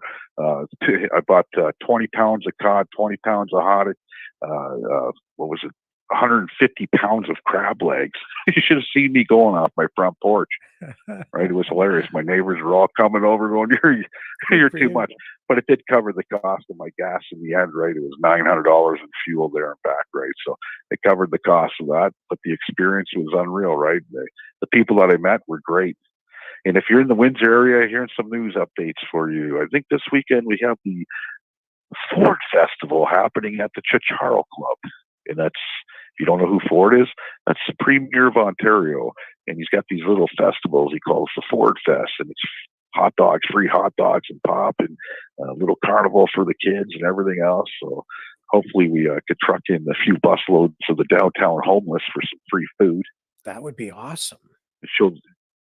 And show their support. And then next week, we also have the Honorable Justin Trudeau coming for Gay Parade or Gay Pride Parade. He'll be here in Windsor. Oh. On the 13th. His day is the 13th. Yeah, so a little information for you, Rick, to throw out there. Wow. Gather up your support. If you like Justin Trudeau, well, there you go. If you don't like him, you know where you'll be. If you like him, you'll know where you'll be. Okay. Same thing with Ford. Will I be participating? I don't know yet. I might go down there. I don't like Ford, and I don't like either one of them. Actually, they're both snakes. Well. So interesting. So with that being said, Rick, you have a great night, guys. All right, thank you, Leo. Always a pleasure. Good to have you back. All right, folks, we're gonna drop that and drop this. That gets us to 9:12 p.m. Eastern time. And yeah, we're into a little dangerous territory with that one caller about the immigration. But yeah, I just want to make it clear that we don't advocate or believe in any kind of, well, what shall I say? Replacement anything. So I understand immigration concerns, but we'd never take it that far.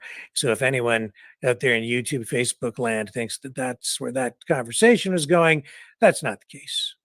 So we don't advocate for that here. So please don't ban us, because we didn't do anything wrong. We will be back tomorrow night, same bat time, same bat station, here on the Maverick News Channel.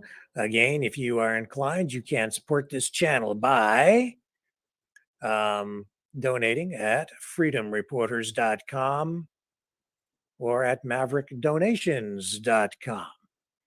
And make sure you like, share, subscribe the heck out of everything, because that helps us out a lot too, and it doesn't cost a thing. Hit the notification bell if you do subscribe to our still up running YouTube channel. That would help us out a great deal. And please consider subscribing over on Rumble. Really could use the support that way as well. Thank you, everybody, for joining us here on the program tonight. Really, really appreciate it. I will be back, as I say, tomorrow night, 6 p.m. Standard Time, Eastern Standard Time. Catch y'all on the flip side.